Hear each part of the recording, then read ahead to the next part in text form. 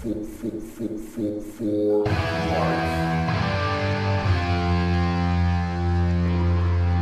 Club for life.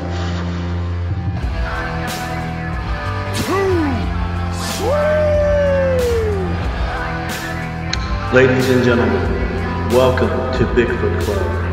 Robert Jesse Dominguez, Ash Tucker, Chris Collars, Steven Robert Dominguez. Believe in us. Believe in Bigfoot Club. Because we are too sweet.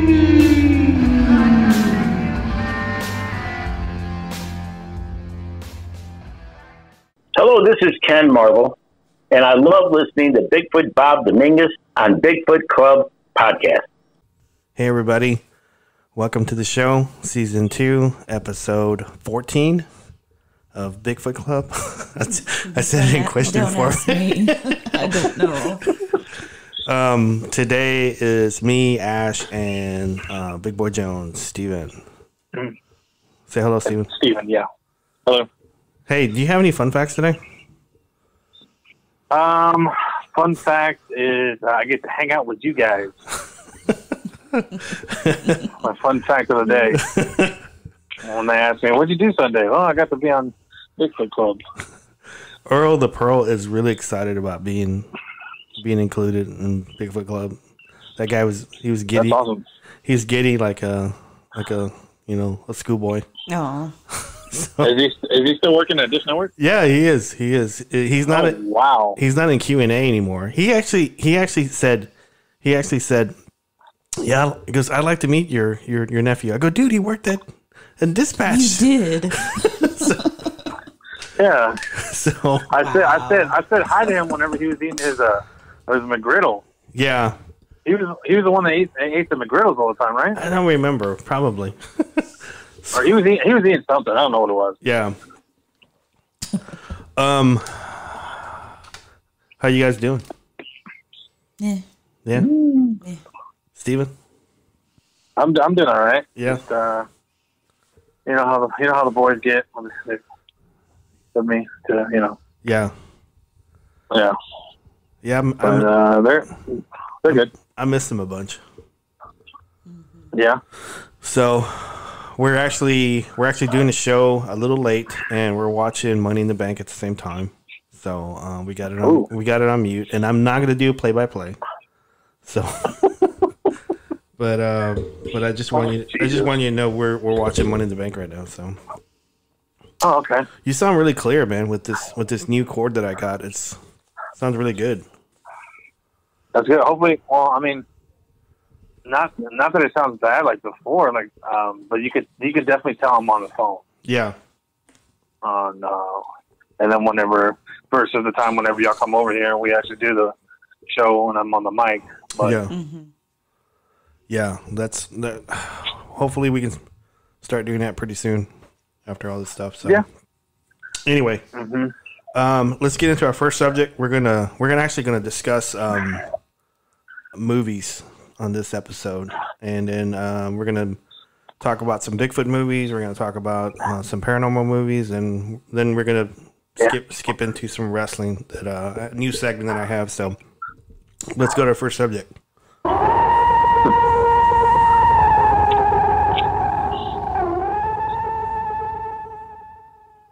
Bigfoot. Sorry.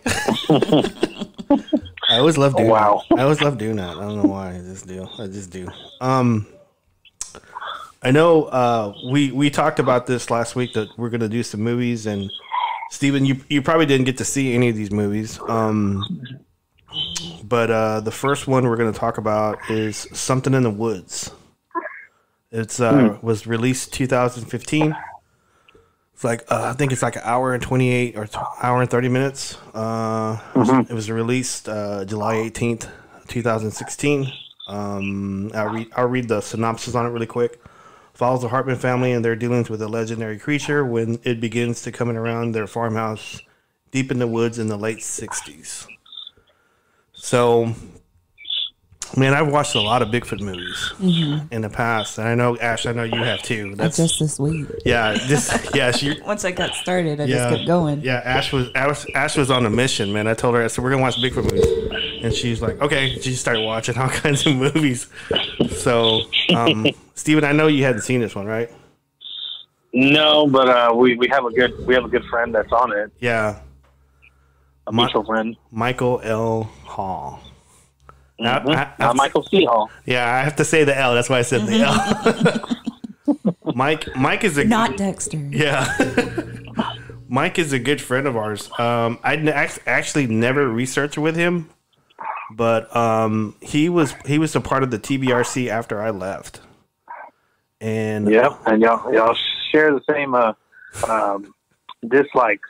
Yes. We'll say not the word hatred. I hate to say that word because it's a strong word, but dislike. Yeah, he had heard. I remember I met him at a Bigfoot conference, and he had heard that I didn't like Craig Warheater, and he ran up to me and says, "Hey man, I heard you didn't like Craig." And I said, "I don't." And he says, "Me too." And we just hugged each other and became friends. You just after that. hugged, didn't it? We did. I swear we did. Oh, He'll probably say something different if I say we didn't hug. found one he never. But yeah, I think we all met through our other good friend Todd. Todd Partain, yeah, because Todd knows him. Yeah. Too, so yeah. Yeah. And then Yeah.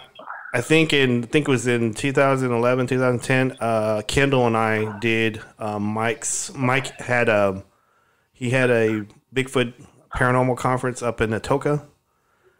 And Kendall and I went up there to go do a presentation, and Kendall fell in love with Ducey, his wife, and I've always known Ducey, and she's a great lady and I love her. And they just all got along, and Ducey's she's out there. She's hungry a lot, but it's all right. But getting to the movie, I think Mike he stars in it. He's not the head star, but he comes like small parts in it. He's also a producer on it, so a lot of the stuff has his stuff in it. So, and we'll talk about that. But Ash, what did you think about the movie? I liked it. I mean, because where they filmed it, more than anything. Because I was like, oh, I know where that is. Tell where did they film it? Yeah, in Jefferson and around, just like generally around East Texas, but I think mostly in Jefferson, from what I could tell from the credits. Yeah. It did look like it was like the way they told the story was the guy driving down the road and listening to like this radio, I guess talking about Bigfoot, and he goes to his dad and talks about it, and his dad talks about I guess the story he had like in the 60s. And it was like a backtrack kind of story thing, but I think they could have just done the movie just in the 60s. They didn't have to do all that. Right. But that's just me. But I really did enjoy it. It was actually I thought the dialogue was not, on par, but it was okay. Yeah. What'd you think? Yeah, I agree. It reminded me a lot of like a recreation type thing. Like, yeah. Unsolved Mystery, something like that? Something like that, yeah. Totally, but without the real people there. Yeah. In the shadows telling the story. I'm sure they got the Bigfoot stuff on there like 100% accurate as far as. Yeah. It was I tell you what, it was really refreshing to see this type of angle they did, and I thought it was kind of cool because there was like I think one of the opening scenes, not opening scenes, but toward the like beginning of the movie was there's a scene where the little boys playing in the yard, and there's an opening like in I guess their coverage around their house, and it's like a field, and this. You can see from the angle of the Bigfoot, he stands up, and the little boy sees him from a distance. And to me, that was, maybe I would have done it like in the tree line, but it's a movie, so it was just like stuff like that. And whenever the father does go out and starts confronting what the little boy had seen, or his oldest son seen, this Bigfoot was like, they see him, and this Bigfoot takes off, and he starts like slapping trees and breaking branches, and I kind of like that. Throwing stuff and yeah, so he was like, it was kind of real to me. It was realistic because it was walking, didn't even stop, stop and turn around and look. It was just breaking stuff, and it kind of reminded me of John's story from Longview. So yeah, so it kind of, whenever I saw that, I go, maybe I should tell John to watch this movie. And the thing that really caught my attention, that they basically had where he was trying to snatch that little boy. Yeah. More or less. Eventually at the end, Yeah. more than once. And apparently that happens not just in these sort of situations, but, there's that viral video that's going around of the monkey on a tiny motorcycle. Yeah. That rides up and snatches this toddler and, like, drags him down the street. And things like that happened a lot with primates. And I think that that's interesting that it seems to be there. I mean, we've come across several stories where, like, we talked about the occurrence in, where was it, North Carolina? A few months ago, where the little boy went missing. Yeah. And said that a bear saved him. A bear saved him. And I've heard other stories about things like that, or just people getting snatched. And man, we could do a whole nother show on that. Yeah, I kind of plan to, but I thought that aspect was interesting because I find that makes you just kind of wonder. Yeah, I did. Why? I did like that. And going back to that video, I'm just going to comment on that video. That monkey does not look that strong to take that toddler, and it took that toddler halfway down that alley, like nothing, and she was just being dragged. I know what you're talking about. I saw that. I think yesterday. I was like, "What the heck?" I don't know what type of monkey it was, but it was definitely smaller than the toddler. It was pretty strong, and I think it just got scared off by that older man that eventually walked up. But I mean, just do a search on primates kidnap children, and you just get story after story after story after story. I mean, so just imagine a Bigfoot. It's like one finger, probably one finger can maybe pick it up, and I did easy snatch. Yeah, I did like that. I think the guy that's playing John Hartman, he's actually David Ford. He's actually the director and actually writer for the movie.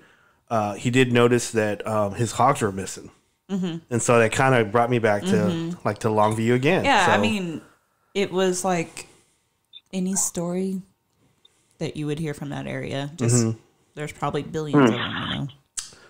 Whenever I was in the field and whenever I was doing like Bigfoot stuff, like in rural areas that had farms, I always asked that question all the time. I said, "Did it take any cattle? Did it take a pig?" And no one would ever said, "No, I don't think so." And so John's story from Longview was probably the first time I actually heard a story of a Bigfoot taking a pig.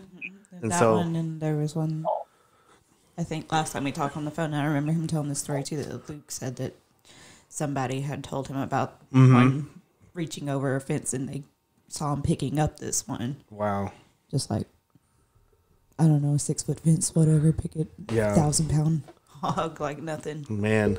So I thought it was kind of interesting that he incorporated that into the movie, and then eventually, the wife is upset and their family's concerned, and they, the father assures them that it's going to be okay, and they go to bed. In the middle of the night, this Bigfoot comes up to the little boy's window and touches it, and it was like he's talking to him. And I thought that was, I go, man. He just goes, ooh, ooh, ooh. So there's a scene on that where yeah. The boy's talking to him, or it's both. The little boy. The little boy notices that there's a Bigfoot in the window, and the Bigfoot's talking to him, and it's doing this gibberish talk, and he goes, "You talk funny," and he's smiling and laughing, and the Bigfoot puts his hand onto the window, and the little boy puts his hand on the window, and so I thought that was interesting because I don't think I've ever seen a Bigfoot story, because usually it's most Bigfoot movies they're scary and they got fangs and blood. Violent. So So yeah, I don't want to get me started on that. yeah, I can assure you that kid was brave because even me, if I heard that, I'd be like, nope. yeah. I'm gonna go. I'm actually gonna go give Robert. To hear this because well, he was telling his parents about that big hairy man coming and seeing him and him Yeah. playing with him in the woods, and they're just like, "What are you talking about?" Yeah, Mm-hmm. and I did like the fact that they also talked about its smell. So it goes, what is that smell? It smells like trash. And so I did like that. So it was nice to see stuff like that. And I was watching it. I said, man, this got Mike's name all over it. So so I wasn't surprised because that's the way Mike is, and he's a good dude, and he's a diligent researcher, and oh yeah, and he's a good person. So I was not surprised. So. But I'm gonna have to watch it. Yeah, it was really good. Like I was saying, the dialogue, I don't know, it was just me, and it was like some parts of the movie. I said, why is this scene even in there? This doesn't make sense. Well, I mean, how many movies did they make, and how many times have those people acted? And for what it was really good. Yeah, I bet you anything was better than that one where I think Peter Fonda's in it. Oh, that's like a Sasquatch movie, yeah. Yeah. He's looking for his daughter, and the Bigfoot's killing everybody on the plane. It's stupid. It's so dumb. You said enough, Peter Fonda. Hey, yeah, hey. Yeah. Hey. I mean, Don't be hating on the writer. I'm not hating. I'm just hating on his agent. Yeah. Hey, you want to be in this movie about a Bigfoot? You're gonna face this Bigfoot. No. Yeah. Bigfoot's killing everybody you know. If that movie was before he was Easy Rider, then whatever, he had to put food on the table. No, he's good people. So, Was that Coco? no, it was kids. It was kids going, oh. So, Coco. Oh, I thought it was Coco. no, I haven't put any Coco on here. Okay, well, we should. But they kind of go through the movie, and this guy, he's really concerned for his family. He goes out a couple of times, and he calls his friend, and his friend being Mike Hall. He calls him Dale. I mean, that's his name, Dale, in the movie, and comes out with this other guy, and they're shooting ideas about trying to get rid of this Bigfoot, and it was some of the stuff was like he was like, I think he built a tree stand and was sitting inside a tree with a chicken tied to a stick, so the Bigfoot can come and get a chicken. And he shot a hog and he thought it was a Bigfoot, but he goes back the next day. But I guess not to interrupt, but I thought it was funny. They're like, "You shot a hog? How did you do?" Like they were just laughing that he killed this pig. Yeah. So he goes back and tries to get the hog, but the hog's gone because I guess the Bigfoot took it, and so he was really concerned, and but it goes to like toward the end, and what I thought was kind of interesting is that toward the end of the climax was there was like I guess it was a Bigfoot inside his barn, and he went outside to go confront it, and then you realize there's actually two Bigfoot.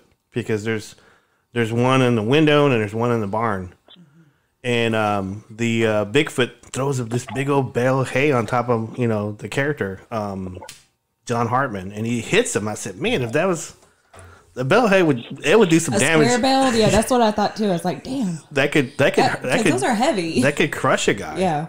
And it hits this guy, and he just rolls off like it's like WWE or something, and right. But then, oh geez! But then you have your first glimpse of this Bigfoot, and he jumps off from the very top of the barn onto the ground inside the barn, and John Hartman picks up his weapon and starts to shoot at him, but he ran out of bullets, and so this Bigfoot's like, "Oh, you're gonna shoot me now? Okay." So then he gets in his face and just like yells. It's like, "Rawr." And I thought it was like that was awesome because as a moviegoer, you kind of anticipate the Bigfoot's going to pick him up, slam him, or just kill him, but he doesn't. He just screams. Screams at his face and says, you know, how like he's disappointed in him that he wanted to shoot him because he hasn't really done anything to him. Yeah. And then like he's got his face, you know, he's got his face against his face, smelling him, just like, you know. I thought it was cool. Yeah. So, I was just thinking, it's just like how terrifying that would be. yeah. So it was basically Alien 3. Yeah, basically. Well, and then the other one, because for some reason they decided to leave their child that has been talking to this guy. Yeah. Their window open. And the other one goes and tries to snatch him and take him. Yeah, she's like, I don't know. Maybe she was trying to do it. Maybe okay.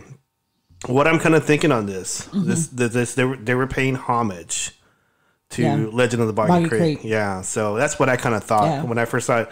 So whenever you said they were going to take him, I could see that, but then I thought after a while, I said, well, maybe he's paying homage to. Possibly, but I mean, it could go either way. But it seemed like, you know, it was trying to get the little boy. Yeah, snatch a baby. I don't. So Robert, the way to pay homage to Legend of Boggy Creek is putting that song. This is where the creature goes. yeah, because it was right around the same time period too. So they could have done it. So no, it was made in the 70s. This was based in the 60s. I was just joking, but yeah. So you probably get someone. Man, it wasn't back then. It was. Absolutely. It was 1975. You're right, Robert. I know, right? So that's what I thought, because like the male, I'm assuming it was the male inside the barn with the Hartman guy, and the female was busting through the window. Yeah, that's what I assumed, because she was smaller. So, and then the family says, you know, he finally decides after the wife has been telling them like the whole time, let's go, let's get out of here. Well, yeah, because one of them was trying to get in the front door. Yeah. And she buckshot at That's him. right. That's right. I skipped past that part. Yeah. And that was kind of scary too. So because it was trying to figure out how to couldn't, you know. Yeah. And I've heard a lot of stories like that, I think. Yeah. Where they're trying to figure out how to get a door open. Yeah. That's, you know, to be honest with you, to me, that's always when I see something like that, it kind of reminds me of what's his name? Not Orson Welles. Hitchcock. Hitchcock does a lot of stuff where you don't actually see the villain, right? And you just you're supposed to interpret that you see something, and they're outside the door. They're pacing back and forth on the porch, and he's trying to open the door. So that, to me, that was very Hitchcockian. Yeah. So that to me, but, I mean, there's lots of. I think it was who wasn't it? Todd Partain again. That was how his story was like that. Yes, I was trying to get into the trailer. You were thinking the same thing. I was thinking. I was about to mention that. I was about to mention that's like Todd Partain's story. Man, talk about synchronicity. Wow. Or we just know the same people. Yeah.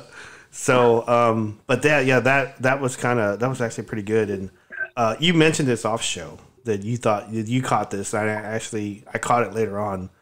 That, you know, this was based like in the 60s, and they had like the vehicles, but they had today's registrations. Oh well, yeah. You probably don't think about things like that. But no, I blame my father for things like that, because he would sit and it would drive me crazy about all the time. Yeah, have to point out flaws in movies and stuff like that. So it's always in the back of my head to see things like that, I think. No one's gonna notice it. I mean, probably not, but I was like, wait a minute. And then there's me and Robert. Did you just see that? Yeah. Yeah. He's got another month before his inspection. He's got another 30 years until his inspection. Yeah.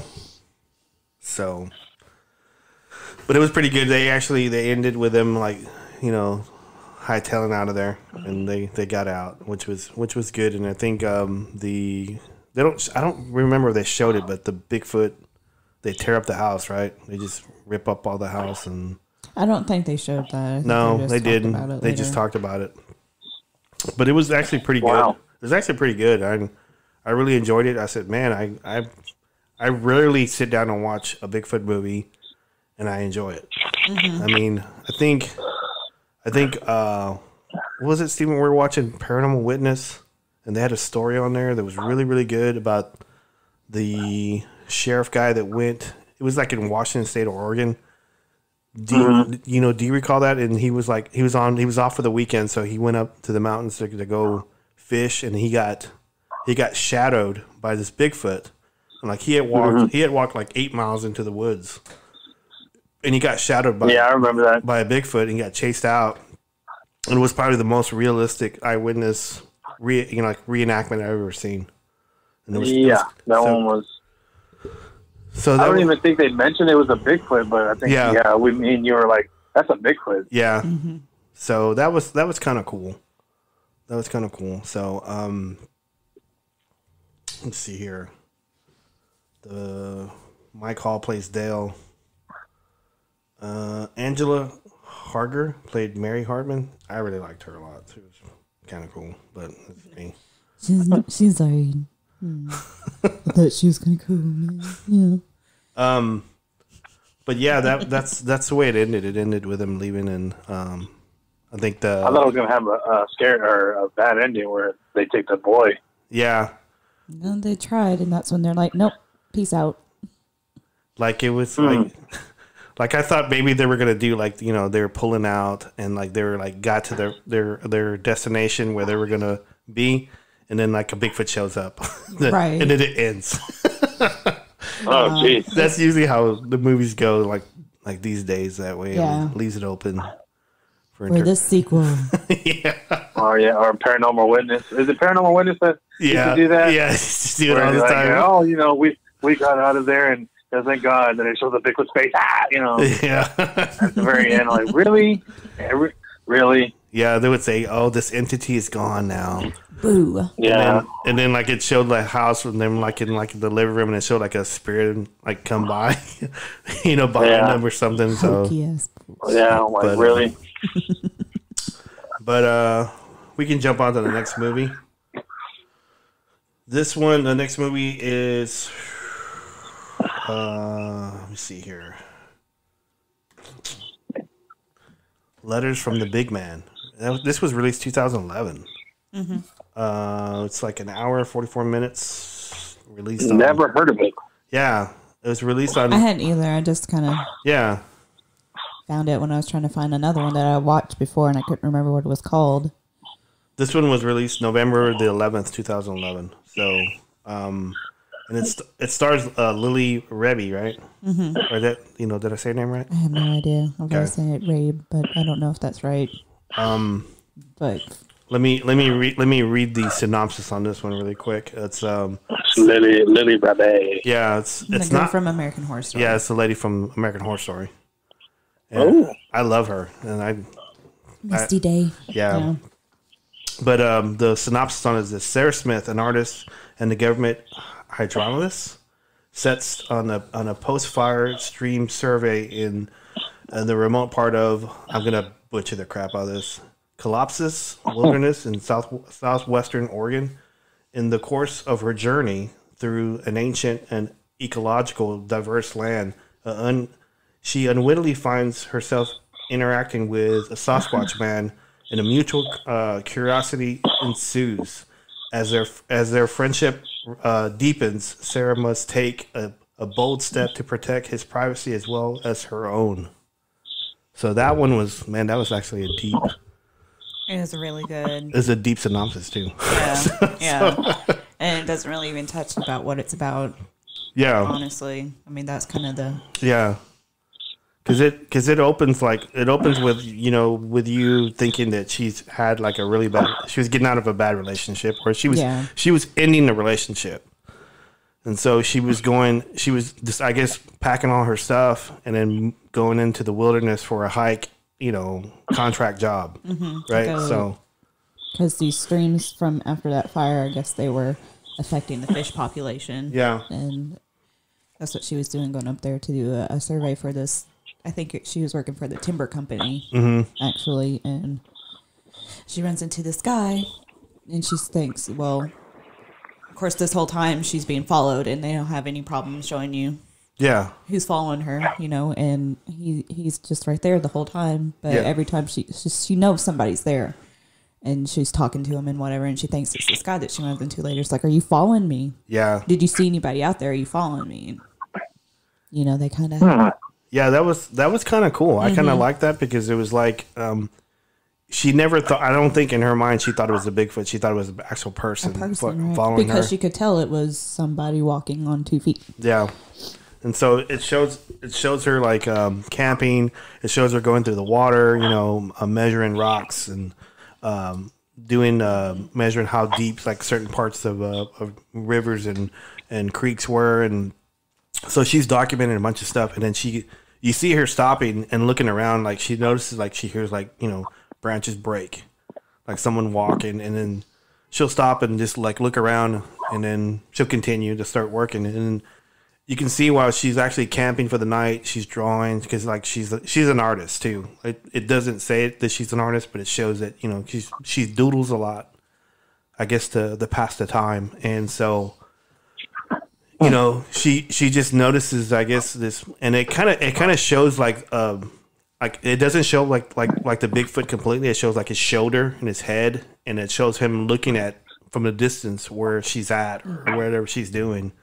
And it like when she's asleep, it shows it walking around, like trying to touch the fire and stuff like that. So, which I thought was kind of neat, but that's just me. So what else? What else? What else did you think about the? I mean, I know we still got to go through the whole movie, but what else from that point? Because like it was like a deep, thoughtful movie. It was. It really was, and it's very heavy, too, especially for people that have had experiences, especially like she does. Mm-hmm. Because I mean, this is the only one where I think I've ever seen where there is some sort of violent behavior from them, and I don't know who helped them on this, who their go-to person was on this, but they knew their stuff, and a lot of stuff that's not common knowledge. Yeah, that's what I was really like. I was pretty happy with Something in the Woods, and then when I watched this one, I was pretty happy with this one too. Yeah, because it didn't portray like this Bigfoot as, you know, as mean. Because there was a part of the movie, and I'm jumping around a little bit. There's a part of the movie where she actually ends up in a cabin, and she's staying there, and you can hear like multiple Bigfoots. Like there's like Bigfoot screaming. There's Bigfoots. I think this one character Bigfoot is doing tree knocks, and then they show that several times. Yeah, and he's close by, but you can hear there's probably several Bigfoots. So the way I'm thinking is that he's doing tree knocks to let them know, you know, hey, go get away from here.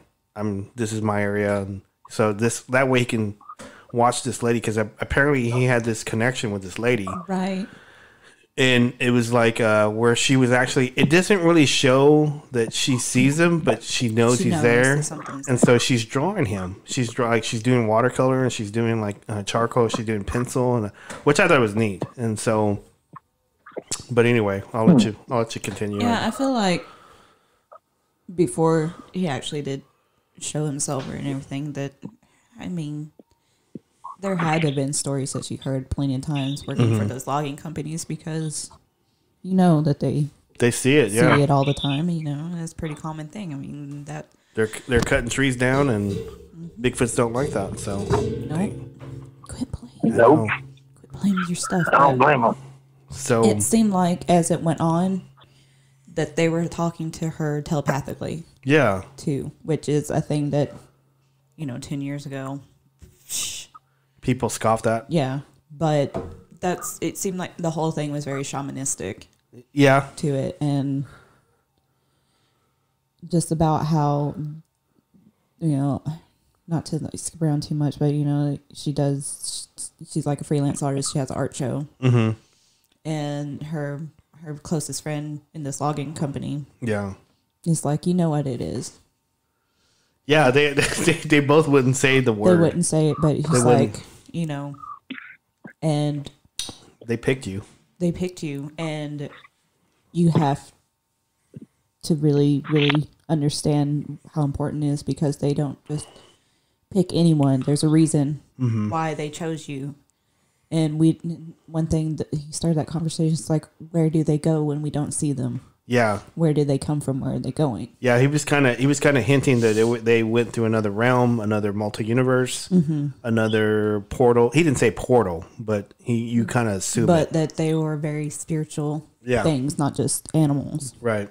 And, there's about halfway through, the guy that she met in the woods, you find out that he works for, I guess it's like a conservation company. Yeah, it was like an opposing group to the logging. Yeah, And so they kind of had this back and forth, whatever. It's like, well, you're the enemy. I work for this one. Well, I over here. Well, as time goes on, he goes and visits her at the cabin, and he sees her artwork, and it just gives him this visceral reaction. Yeah. Because, they kind of have this little romance going on, and it kind of escalated. And then right after that, he sees these drawings. And he freaks out. And he leaves. And there's a flashback to apparently, because he had said earlier when they met that he'd been tracking in the woods since he was 10 years old. Yeah. So we have a flashback to when he's 10 years old and he's napping in the woods. He wakes up and there's one sitting out across the creek from him on a rock. Yeah. Just watching him. They made it look like the same one that's following Lily right now. So her name is Sarah, and they made it seem like it was the same one, the same character Bigfoot, which I thought was kind of neat. But because he doesn't look, this one Bigfoot that's following her around, he doesn't look young.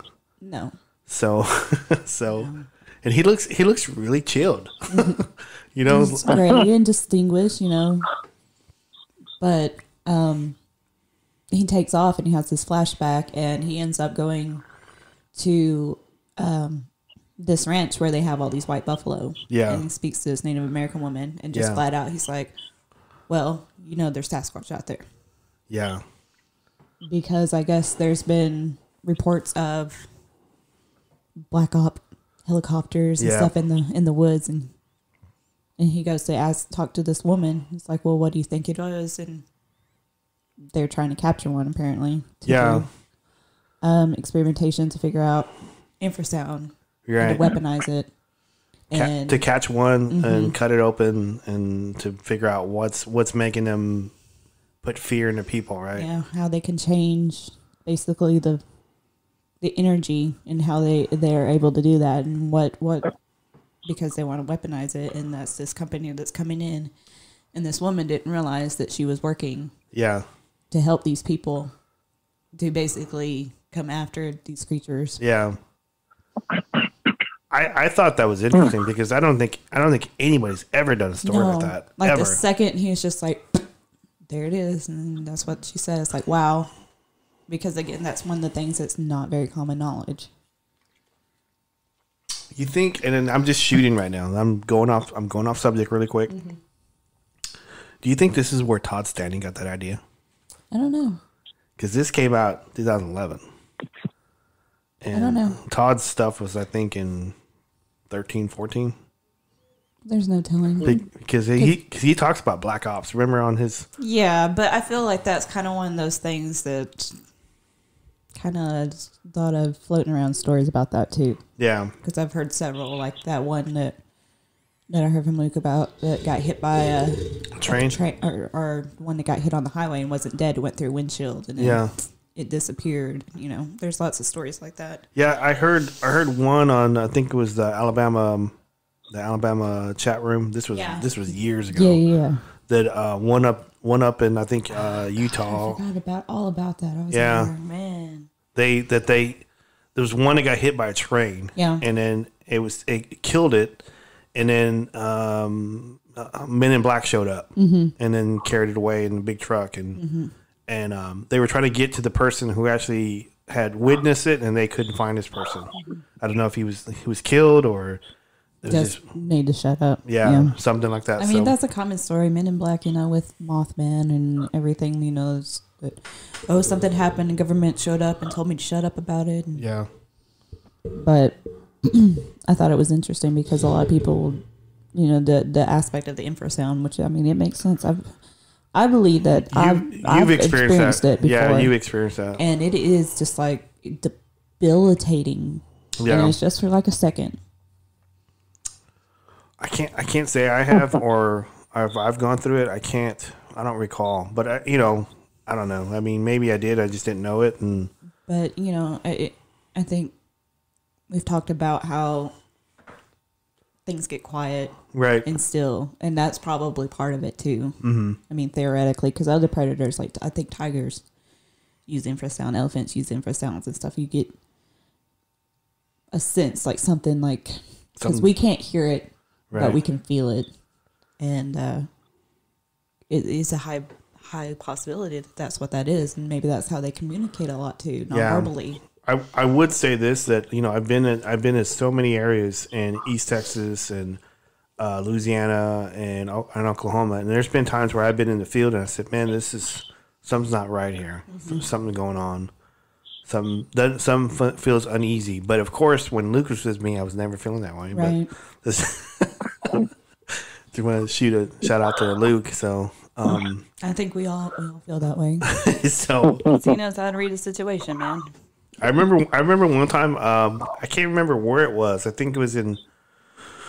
I want to say it was in Paris, Texas, and it was like we're meeting up. It was me, Luke. I think Kenny was there. Bear and Kumbo was there. There was a guy from TBRC. I didn't really know his name, but he had some homemade night vision stuff that he had made. He was like an engineer or something. Oh, but nice. And it was I think Chad Scott was there. Matt Knapp. Steven, I don't remember if you were with me or not. But I don't think so. Yeah, because like we were doing a showing of the garden shot, and I know I'd never talk about this to anybody, but the garden shot is like some stuff that we did in Paris that I really rarely talk about. But we were showing the garden shot to everybody. I think even Lance Bailey was there, Mike Sells, Kenny, I think Buddy was there, and I want to say Tim was there too. And so we went into the field over by the lake, and it was like at night. It was like pitch black, and we were getting some activity that night, and you couldn't even see your hand in front of your face. But normally I would be scared, and pitch black when I can't see where I'm going.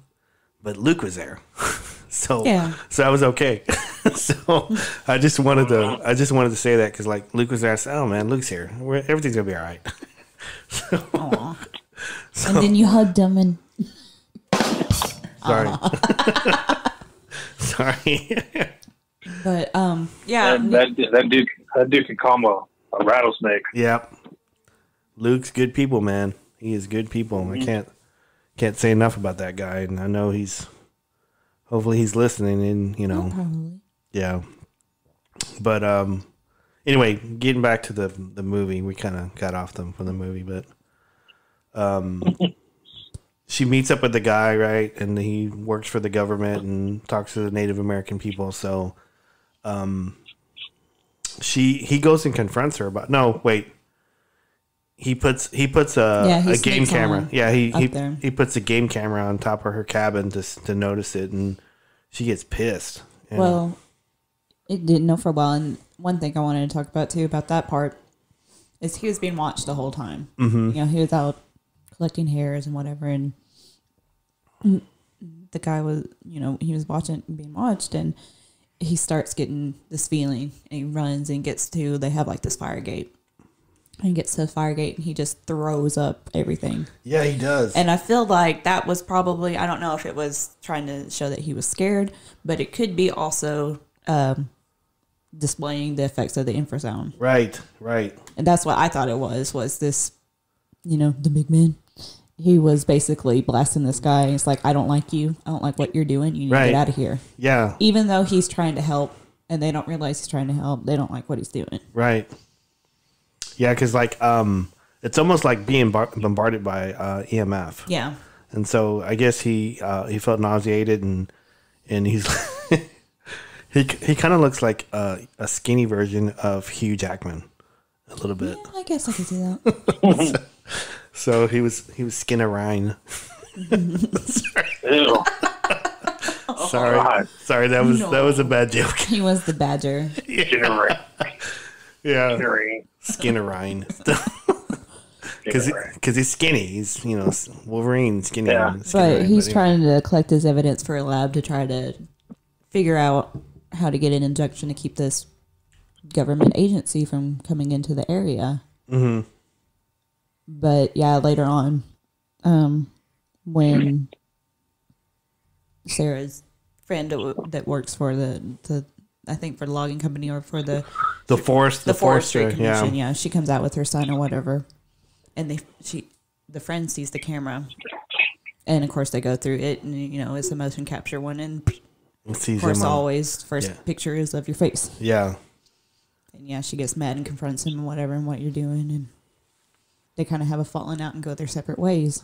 I felt really bad for her. I know I talked to you about this on our show, but I know super hopeless romantic. Yeah, it was because that's the way I looked at it, because she had to give up on another guy. You know? I guess, but it's for the greater good. But one thing I did like, because he hauled ass after their date, and they hooked up and all this stuff, and she thought it was about her. Yeah. So she just sit outside, just having an episode and crying and whatever, and the guy he's just right there, and she knows he's there, and she says thank you for coming and being here.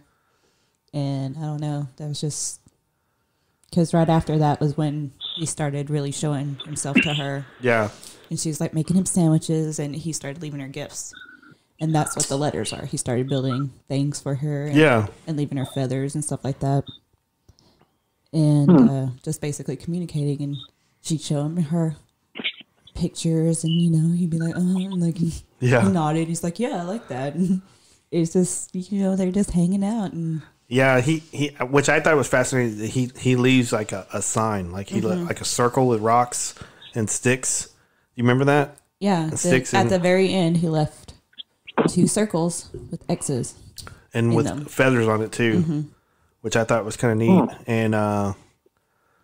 And I know I was jumping ahead on that one, so I apologize for that one. Fine. But like before that, he leaves her like rocks at the foot of her stairwell, and he leaves her rocks and some feathers in too. And so when I saw that, I kind of thought about Paris. So because I know I've talked about to you guys that I was leaving like food behind. I was leaving like whatever Mike had left over, like he would feed to his hogs, like whatever he was growing.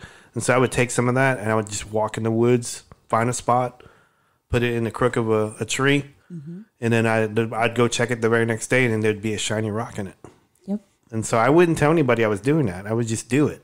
And so, but I never talked about it to anybody. And so when I saw that, I instantly thought of that. Yeah. She went and she made him the peanut butter sandwiches, and then that was that. And then she went and bought some like wild game meat. Yeah. And left it out there, and then he left her a fucking origami. Yeah, that was kind of. I was just like, if that. Oh my god. I don't know. I think they were. I mean, I thought that was interesting. Yeah. I thought it was a stretch. Maybe. But I go, origami, really? It wasn't complex, but he made her like a little animal. The better the meal was, the more like advanced it was. Yeah. Basically, Yeah. Like, oh. She brought some real game meat on this one, so we're gonna upgrade from circles to origami. Yeah. Okay. So it was kind of neat. I really liked it. Yeah. So I like the part where it was a little bit after that, after she went and confronted this guy after she found the camera, and she was driving back to the cabin, and there's a mama and a baby just like chilling on the side of the road. Yeah, yeah. And she just stops and rolls down the window and is like, "Oh, hey, are you related to my friend?" Yeah, first she waves at him. Oh yeah. Like I was thinking, I said, if this Bigfoot waves back at her, it was possible. So he's just like, "Hey, I got some food. Are you hungry?" And then she just walks off. Yeah, she like it almost like it seemed like she was getting up. I go, this bitch, I got him arrested. So, but I was just thinking that. That's the way it looked like. It got up and said, "I gotta walk away," I guess. And she goes, "I got food back here," and just like walks away and then looks back at her and just keeps walking. And it has a baby with her, but I didn't see the baby at the time, so I thought she was carrying a backpack. Why would she have a backpack? I don't know. They went out of their way to show that it was female. The backpack that has all the papers for the origami. Yeah, no, it folded up the wrapper off the meat, but she got to practice. Yeah, she had 1,000 paper, 1,000 sheep hack. Then she gets a wish, right? Is Yeah. that the story? But it was actually pretty good. I mean, because it leads to like her like you were saying earlier. It leads to her like this guy kind of falling out, and you can tell he still wants to be involved with her, but he's trying to make her see his way, and she doesn't really And want she to. feels really guilty because of her involvement, that Yeah. she didn't have any idea what she was doing. Right. And yeah, I don't know. I feel like maybe eventually they reconciled because they are in the end they had the same goal. Yeah. But his tactics, she just felt. I mean, I would freak out if a guy hid a camera on my porch and didn't tell me. Yeah. You know. He should have told her. He should have, but he was too busy worried about his goal. His agenda. Yeah, his That agenda. that bitch. That bitch. You know, and eventually, you know, she goes and she meets with, because dude tells her everything that's going on about what they're planning, this government agency's planning on doing. So she meets with her friend, The logging guy, the right? logging guy. Yeah. And they basically have this discussion. She tells him, it's like, if you don't hear from me from a year, then come look for me. And basically what she's doing is packing up her stuff, and she's going to go and stay with them and study them, and hopefully... Like Diane Fossey and Jane Gorilla, Goodall. Gorilla's in the mist, man. Yeah, I thought that was cool. Because, I mean, they talked about that, and it's like, well, what good did it do? And it's like, well... We saved them, you know, because it's basically, it's like, how can you fight the government? They're going to get in there and going to do what they're going to do. Yeah. And she's just like, I got to try. I thought that was cool. I mean, because like no one makes movies like that No. where you're in sync with the Bigfoot. I mean, maybe, you know, comedies but about Bigfoot, but other than that, it's always like horror stuff. Even the stuff that's like, you know, Mike Hall's movie, or, you know, I watched Willow Creek too, which it seemed very, very accurate, but they behave violently. I mean, it's not uncommon to hear those stories, but I've heard several, especially in the last months, like this. And people don't tend to talk about that as much because it seems like it's more of a private, personal experience. Yeah. I remember Ken Marvel was begging me to watch that movie, and Really? I just never saw it. I think I downloaded That it. was the thing. Huh? I had to interrupt, but I remember him. There was another movie that I was going to ask that he brought up that was like a horror movie, but it's like a couple that goes out in the woods, and I think it's like Into the Woods or something like that. I don't know what it is, but he says it's a horror one, but he kept saying that you should watch it, guys. Like, it's pretty good. And I was like, I thought it was Willow Creek, so maybe it could be that movie. But it was really good, but I mean, it took a hard turn, but I feel like it was not beyond the realm of quote unquote what would be reality. You know, for what happened. You know, and I can't really say what happened because it's one of those that's got a nice little twist at the end. But I gotta watch that one. yeah, I gotta watch that one. The way they depicted, of course, you know, it was Bobcat Gold, the way that made the movie, and Was he like he's big into it, you know. executive producer or something? I think he wrote and directed it. Wow. I'm pretty sure. Like, I don't think of him like that. I don't think so. but he's a huge enthusiast. You know, I've listened to him on podcasts talking about it, especially, you know, before it came out. He was in his rounds, but he knows what he's talking about for the most part. You know, Bobcat. Bobcat. Learn something every day. Yeah, you never know. So that's the way that one ends. It ends. It's really good, and it's really beautifully shot. You know, the cinematography is great. Yeah. And whoever they had playing the role of the big man, I feel like they picked him very well. Whoever this, you know, creature actor or whatever you call him, you know, because he conveyed a lot through just a look. Just he would be standing there Yeah. in the distance, and they show his face, and you could just see these emotions coming out, you know. And I thought that was pretty cool because it's usually raw monster. I'm trying to see on here who played him, and I don't. It says here the guy that was playing him was Isaac C. Singleton Jr. So I'm assuming he's a tall guy. Yeah, he's probably one of. I mean, there's several people that's all they do is that kind of work. You know, but yeah, he definitely got across the human aspect. Yeah, he had like I was telling you earlier, he looked pretty chill, but I mean, you could see what he was like when he was concerned, and you could see like when he was just being observant and he was like being cautious, and you could tell that from his face. And I thought that was kind of, with all that hair on your face, it was a damn good job. It's just in his eyes. Yeah, it's a damn good job. I say that just about a regular actor in regular situations when they can say nothing, and just like they're just the tiny changes in their expression say everything. That's a good actor. Something into the Woods. I think that was a mask. It wasn't. Right. It wasn't makeup. Right. I mean, it wasn't bad for what it was, but yeah, I couldn't imagine that their budget was as good as something that went to like a film festival. Yeah. The creature in the first one was on Something in the Woods was Jason Bruce, and it says the secondary creature David Ham. He got to be the lady. Lady Bigfoot. I liked in Willow Creek that they call him Biggie. I'm gonna start using that from now on. Biggie? Called him Biggie, yeah.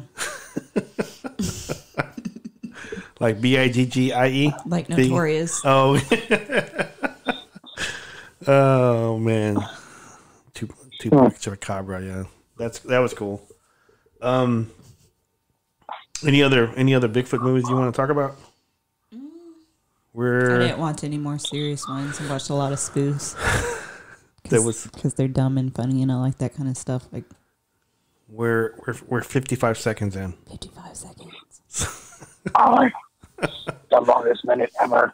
Yeah, I don't know. I think you haven't watched it yet, but you need to watch Strange Wilderness because it's so dumb, but it's so funny. I gotta watch it. I figured I would do Something in the Woods, and then whatever one you picked, I was gonna watch. Well, so. Just as a human being, you need to watch Strange Wilderness with Steve Zahn. Yes, it's so dumb, but it's so funny. Yes. I think I saw that movie and I didn't like it in Oklahoma, Robert. Oh, really? I didn't like it the first time I watched it, but if you're in a certain mentality, then because I don't know, it took me a while. It's a funny movie. Yeah, and it's mostly like completely ad lib too. Yeah. So it's just if you think about that and just all these, it's got a great cast and just all those people that are really good at that, just going at it and being dumb and going to South America to go find Bigfoot for their South America for their nature documentary. Yeah. that's cool. Yeah, it's ridiculous, but it's hilarious. So I gotta sit down and watch that one. I haven't done it because I wanted to watch Sasquatch Gang again, but I don't. Yeah, I watched it the other day too. Dang, that's such a great movie. Dang, you're on a roll. Shirts. Yeah. Well, and it's got Justin in it. Yeah, Justin's. Don't wait, Spunky. This is my corn dog. Justin Long's is Ash's crush. So. Oh, he's my boyfriend. I love him. He's so great. Do you like him as that character? I like him as everything. Yeah, you wuss. He's still hot. Yeah, he is. He is. We were talking off show that he picks movies that's really into his hair.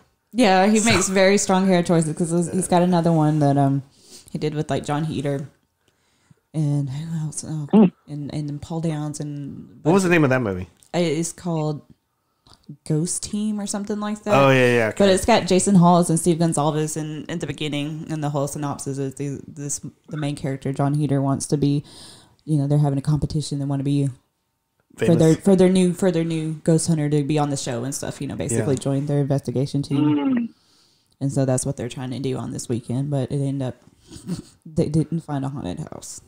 Yeah, that one was. It reminded me of Ghost Chasers. Yeah. So, Ghost Facers. They stay in the kitchen when the kitchen gets hot. They face the dirt. Oh man, that's too good. Yeah, it's very. Well, if you guys want to jump into paranormal movies, we can. We can. All right. Since we brought up ghosts, so Yeah, that is a segue. Yep. Here we go.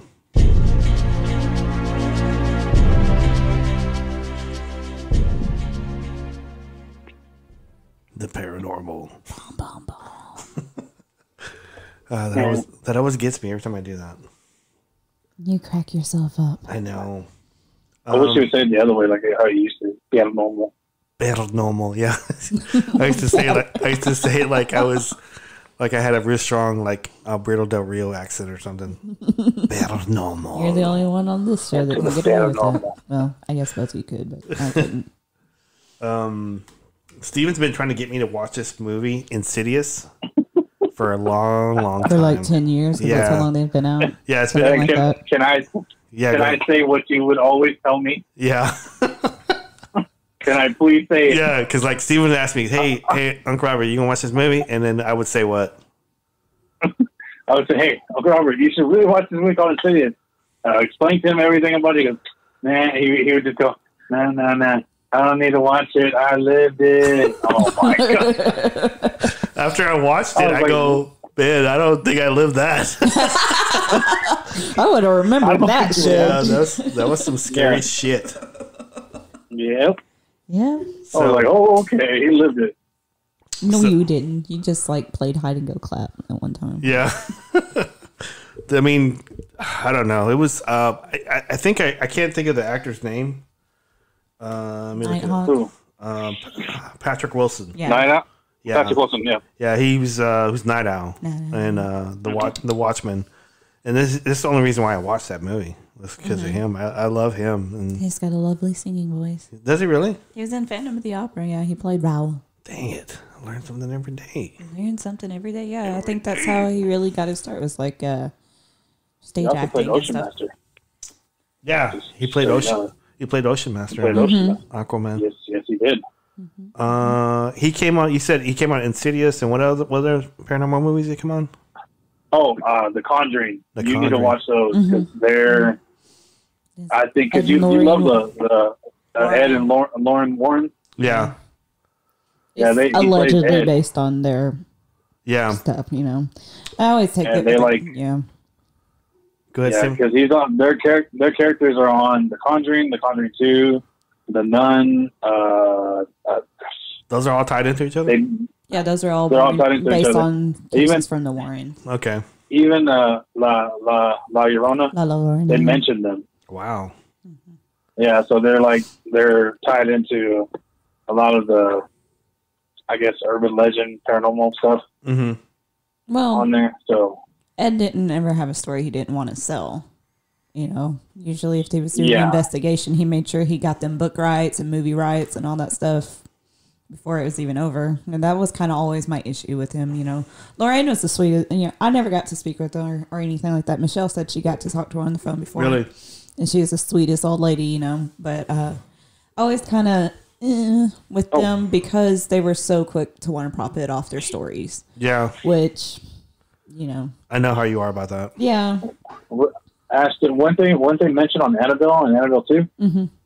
Yeah, because they, you know, they had the actual, or they, you know, they're both past since. Yeah. But the original Annabelle, it's a Raggedy Ann doll, and they have like a little museum with cursed objects in it and everything, you know. Because I remember hearing about it a long time before then, and they went overboard with that. Oh my god, it's a Raggedy Ann doll. What is this? You know. Supposedly, like I could understand if they couldn't use the actual Raggedy Ann copyright, whatever. It's like, but it's like nobody fucking makes a doll that looks like that. I don't give a shit. You know? No girl is gonna be like, oh yay, I'm gonna play with this at all. Yeah, and take my soul. Yeah.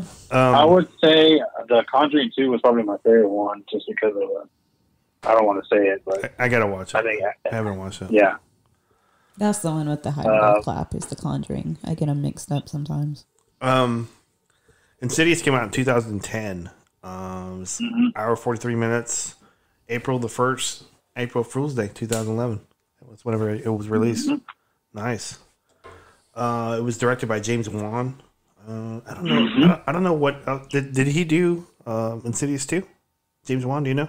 Yes, I think he did. Okay.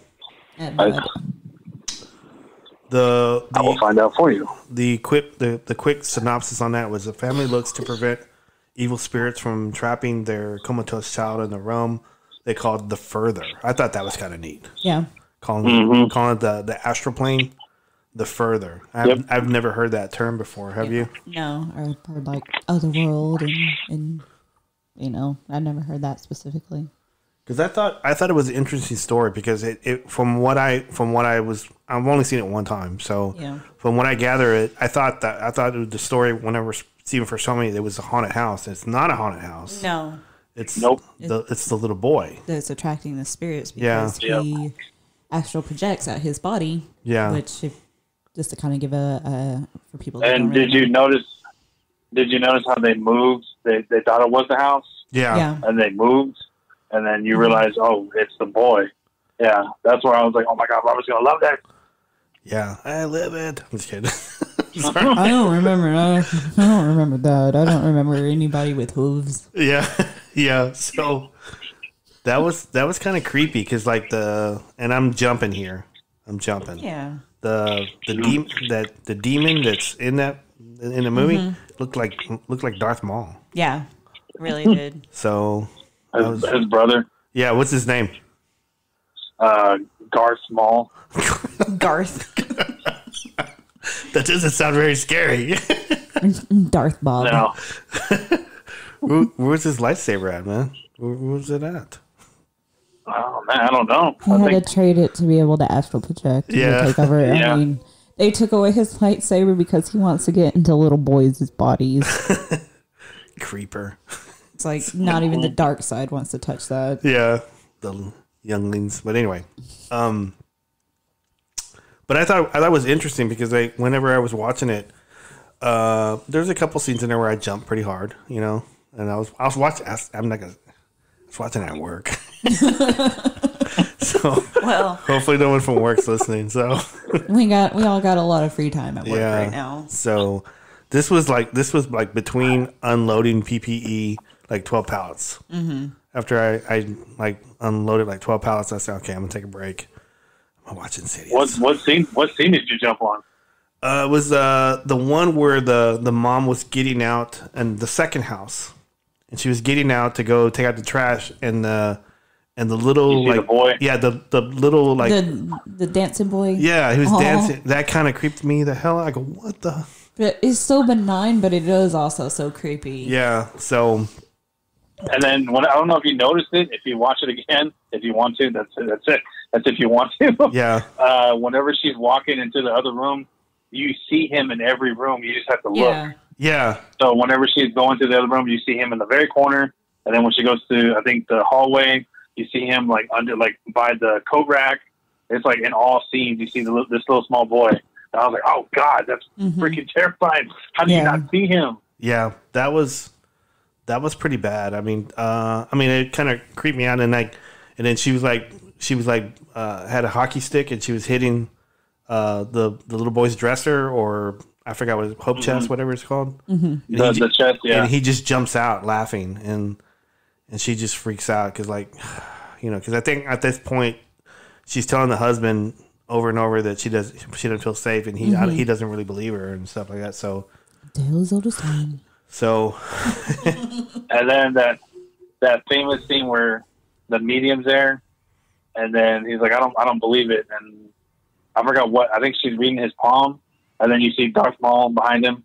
Yeah, all laughing. That was like just half his face peeking around. That was scary. Yep. Just the idea that there might be something like that behind us. Yeah. And we don't know at any given time. Which yeah. I kind of have that theory anyway, not necessarily malevolent things, but people talk about how they're afraid that something's going to follow me home, and I feel like things like that are around us all the time. We just don't know, you know? It's just sometimes we're more aware. I think because I know I've been asked by a lot of people in Penn, Texas to do before this pandemic came out. Mm-hmm. I was asked by at least by 2 groups to go out and do research with them, and at the time I think I was going through some anxiety stuff. Right. And I didn't feel 100% to do it. Mm-hmm. So I said, you know what, I'm not going to do it because I just think when you go out and doing the field stuff and you go into an area that you don't know, or you go into paranormal stuff that you haven't done any research on or what's there, you can't be going there, weak or not weak strength wise. Well, but even when you're in that state, you don't really. Things like that affect you more. It's like your flight or fight, response is all haywired and everything. I have, I've talked about it before. I have problems with that, and I've worked in places that you hear things, and when you're already in that state, it's like everything is something. Every little, you hear it more, and you notice it more, and stuff like that. So, and you just assume. For some reason, when I was working in that warehouse, the image that would pop in my head is, I don't know, have you ever watched Twin Peaks? I haven't. No. It's been on my list for a long time. There's a very benevolent spirit named Bob. Because that's the name. That's he was a criminal beforehand, and he had since died, but his ghost has hung out, and that's just what there's parts where you get flashed at him where he's just climbing over the furniture and just has this and I guess my mom watched that show when I was little because I never watched it until a couple of years ago, and it's that image was already in my head. And watching that, and so I would think after I watched that, and then I'd be up there at the warehouse. That's the image that was in my head was fucking Bob. Dang. I don't know why, because I guess it's just some latent childhood something that scared me. Oh, I hear babies. Is that the boys in the background? Yeah, the Blair. She got home early, and I think the boys, like I said, they hadn't changed their diaper. I see. Babies. But I thought it was kind of interesting. Like I was saying before, that the astral plane stuff was something new that I've never even. I don't know if anybody's ever done a movie like that. Exactly. That's what I was. They probably have, but it's. I don't know about movies. I can think maybe TV shows and stuff like that, but not a movie that spent a lot of time on it. So it was interesting. So this little boy. I guess when they move into the first house, he has an incident where he goes to the attic and he falls down and gets hurt, and then there's stuff going on, and I guess he has this ability to get out of his body and wander around, and so I guess whenever this happens, the storyline talks about that these spirits are attracted to that. What's going on over there? No, it's Ricardo jumping on the bed with me. Oh, Anna. So, anywho, yeah, keep going. So I guess he's doing that, and some spirits lure him away, and then he gets lost, and so he goes into a coma, and the doctors can't figure out why, and and they have him at his almost like a hospice type of set up at their house, and so that's going on, and it's I don't know, it was kind of freaky, man, because there was still paranormal stuff going on, I guess, because that empty body is attracting these spirits because they want it for themselves. And I thought that was an interesting story. I said, man, I've never heard a story like that before, so I thought it was kind of cool. So but then they moved, like we were saying, they moved to the second house, and stuff still continues to go on, and I think this Lorraine Warren type of character shows up, and I like the investigation team. Yeah, that was kind of neat how one of them was kind of not really a people person, and the other one was, and so they were kind of canceling each other out. They're like an odd couple, banter and stuff. They're funny. They were taking pictures. Yeah, they're gonna go ahead. They're gonna be really, really important on the second one. Dang it! Yeah, it's really good. And is it the I don't third say that one, about or horror movies. Yeah. No, the third one. that one's no, the prequel, no, isn't it? I don't know.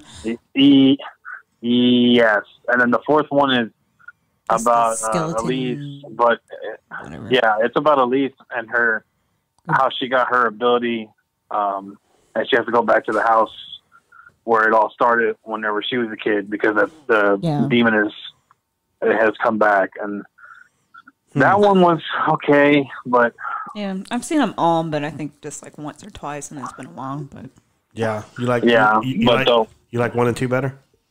I don't know. I like I don't 1 know. and 2. I'd have to watch them Love all 'em. again, probably to kind of get that because I more or less watch them as standalones. Yeah. But as the story progresses, the main character he comes to realize his mom is like in a couple of the scenes in the brand new house, and so it comes to realize that the father, the one that was like really disbelieving the wife and all the interactions and stuff like that, turns out that he was the same as his son. He was like, he could astroplane, he could project himself out of his body the same way, and it was like he was being attracted by some old lady, and so Oh yeah, that was kind of creepy. she was scary. She was. So they kind of after they said that to him, I was thinking to myself, he's gonna have to go and get him. So, and that's where that story was going, is that they were getting him ready to go into the astroplane or the further and go find his son. And so I thought that was really creepy. That part where I didn't understand the one where he runs into the family and they're like almost. It kind of reminds me of the Joker. After the Joker gives like some kind of Joker gas, and they just sitting there smiling, and then they don't react. So I kind of thought of like the Joker that way. But anyway, so but that was spirits that laughed. Yeah, that was kind of weird. So yeah. So as you realize that through the movie, when they astroplane, the body is open and left for anything to enter. Right. So that's why the kid was like, he was kind of, I guess he's stronger than his dad. Because the demon was still trying so hard to get and possess his body, but he couldn't. Right. Because he kept hiding.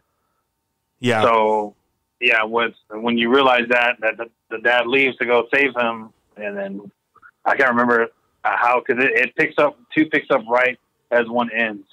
Yeah. That's what I liked about it. So.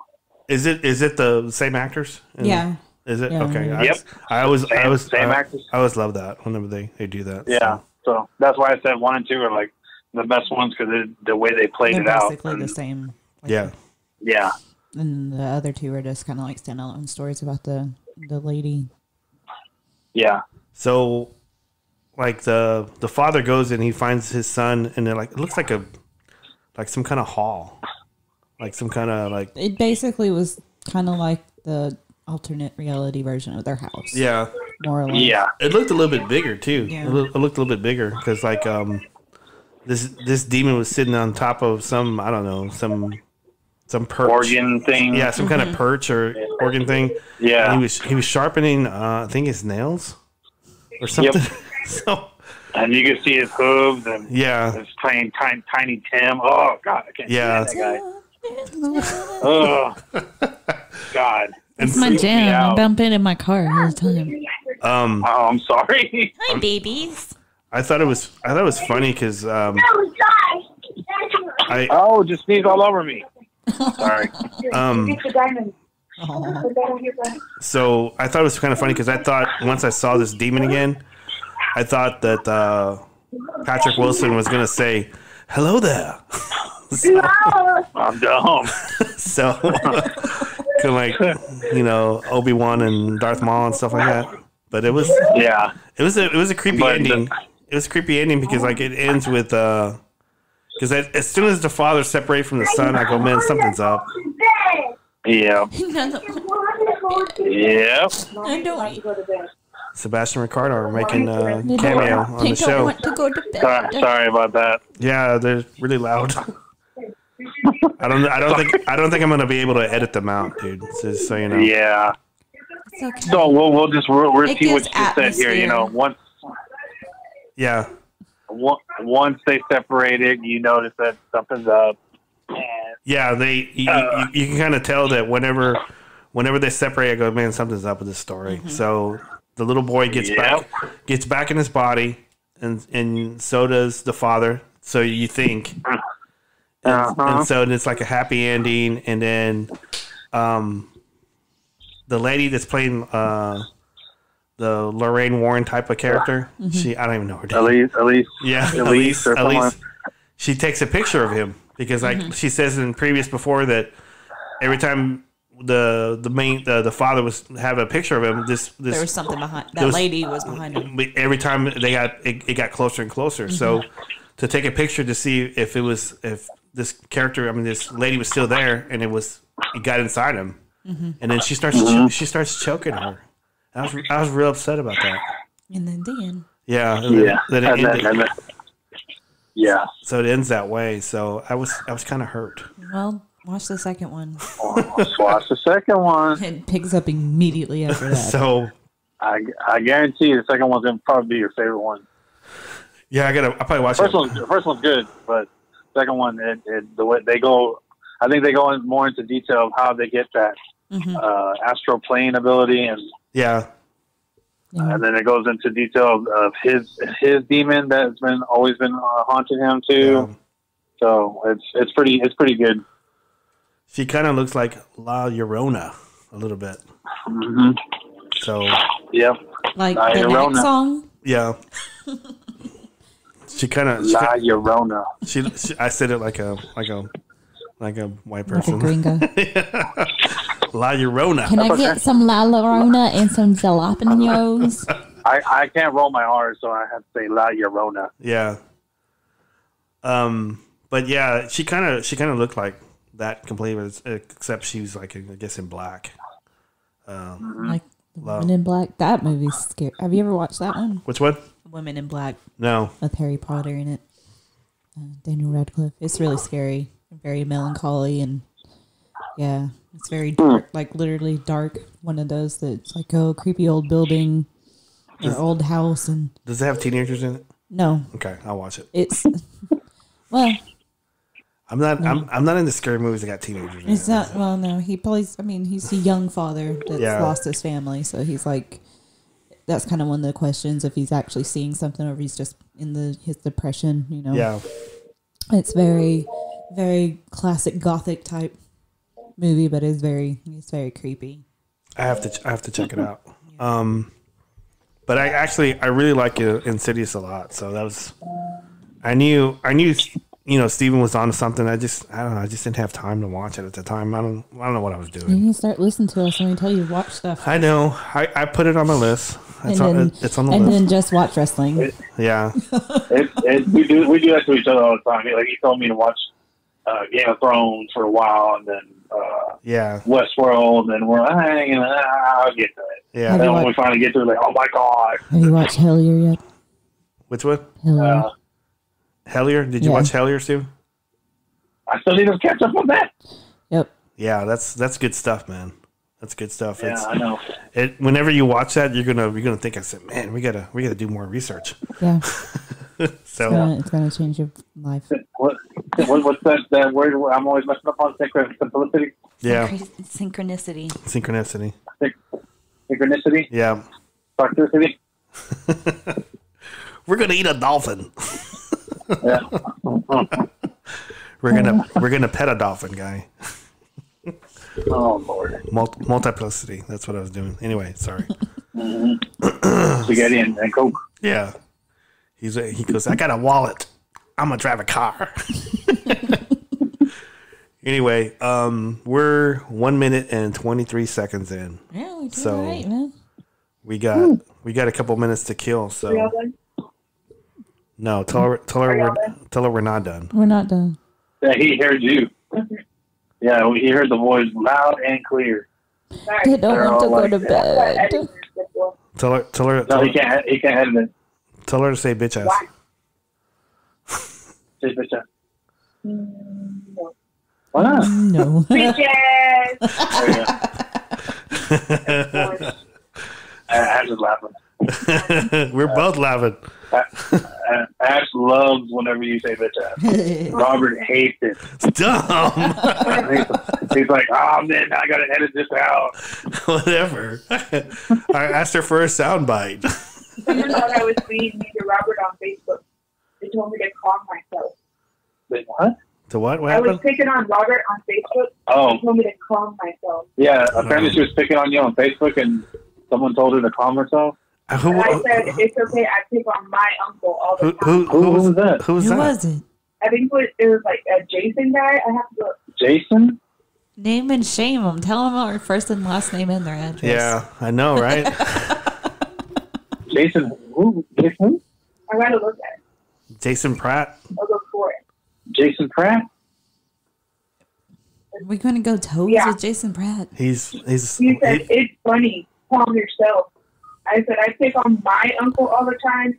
Don't worry. He knows me and knows I'm just giving him shit. he's from South Dakota. Who the Doesn't fuck is he? Oh. Who the fuck is Oh, he? Jason. Damn. Does he listen to the show, Robert?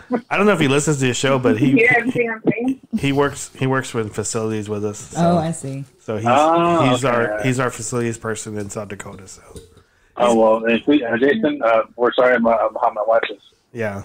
attacking me on it. She's just protecting Robert. He needs to know his fucking place. My uncle. Yeah. Apparently, her uncle. Yeah. She gets a $50 Amazon card once. She gets 2 Christmas gifts. 2 Christmas gifts. Yes. 2 Christmas gifts. I think I got the prettier bowling ball too. And apparently, you gave her the prettier bowling ball too. Yeah. Yeah. Hey, So I think we're anyway, gonna, back on track. I think we're gonna call it a night. So You keep my mouth shut. Sorry, my kids just randomly invited okay. themselves to the show. that's okay. They can take it over. That's a thing now, right? Yeah. So everybody's got their kids running in the middle of their I mean, shit. it's quarantine time. What Yeah. else? What else is gonna happen? But They'll probably demand more. yeah. It's like, oh, you liked it when the baby's wrong. So They couldn't tiptoe through the garden, you know. Tiptoe through the window.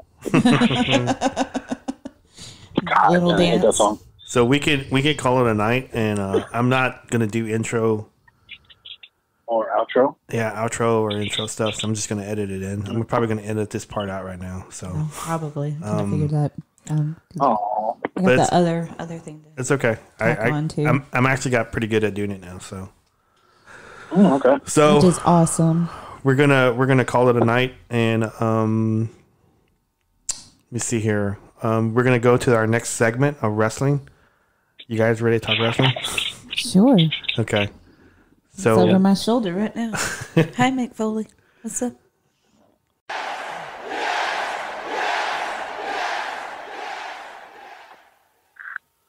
hey, this is a new segment, and it's called Wrestling Talk with Earl the Pearl. So I have a guest in today, Earl Kennedy. Earl, go ahead and say hello to everybody.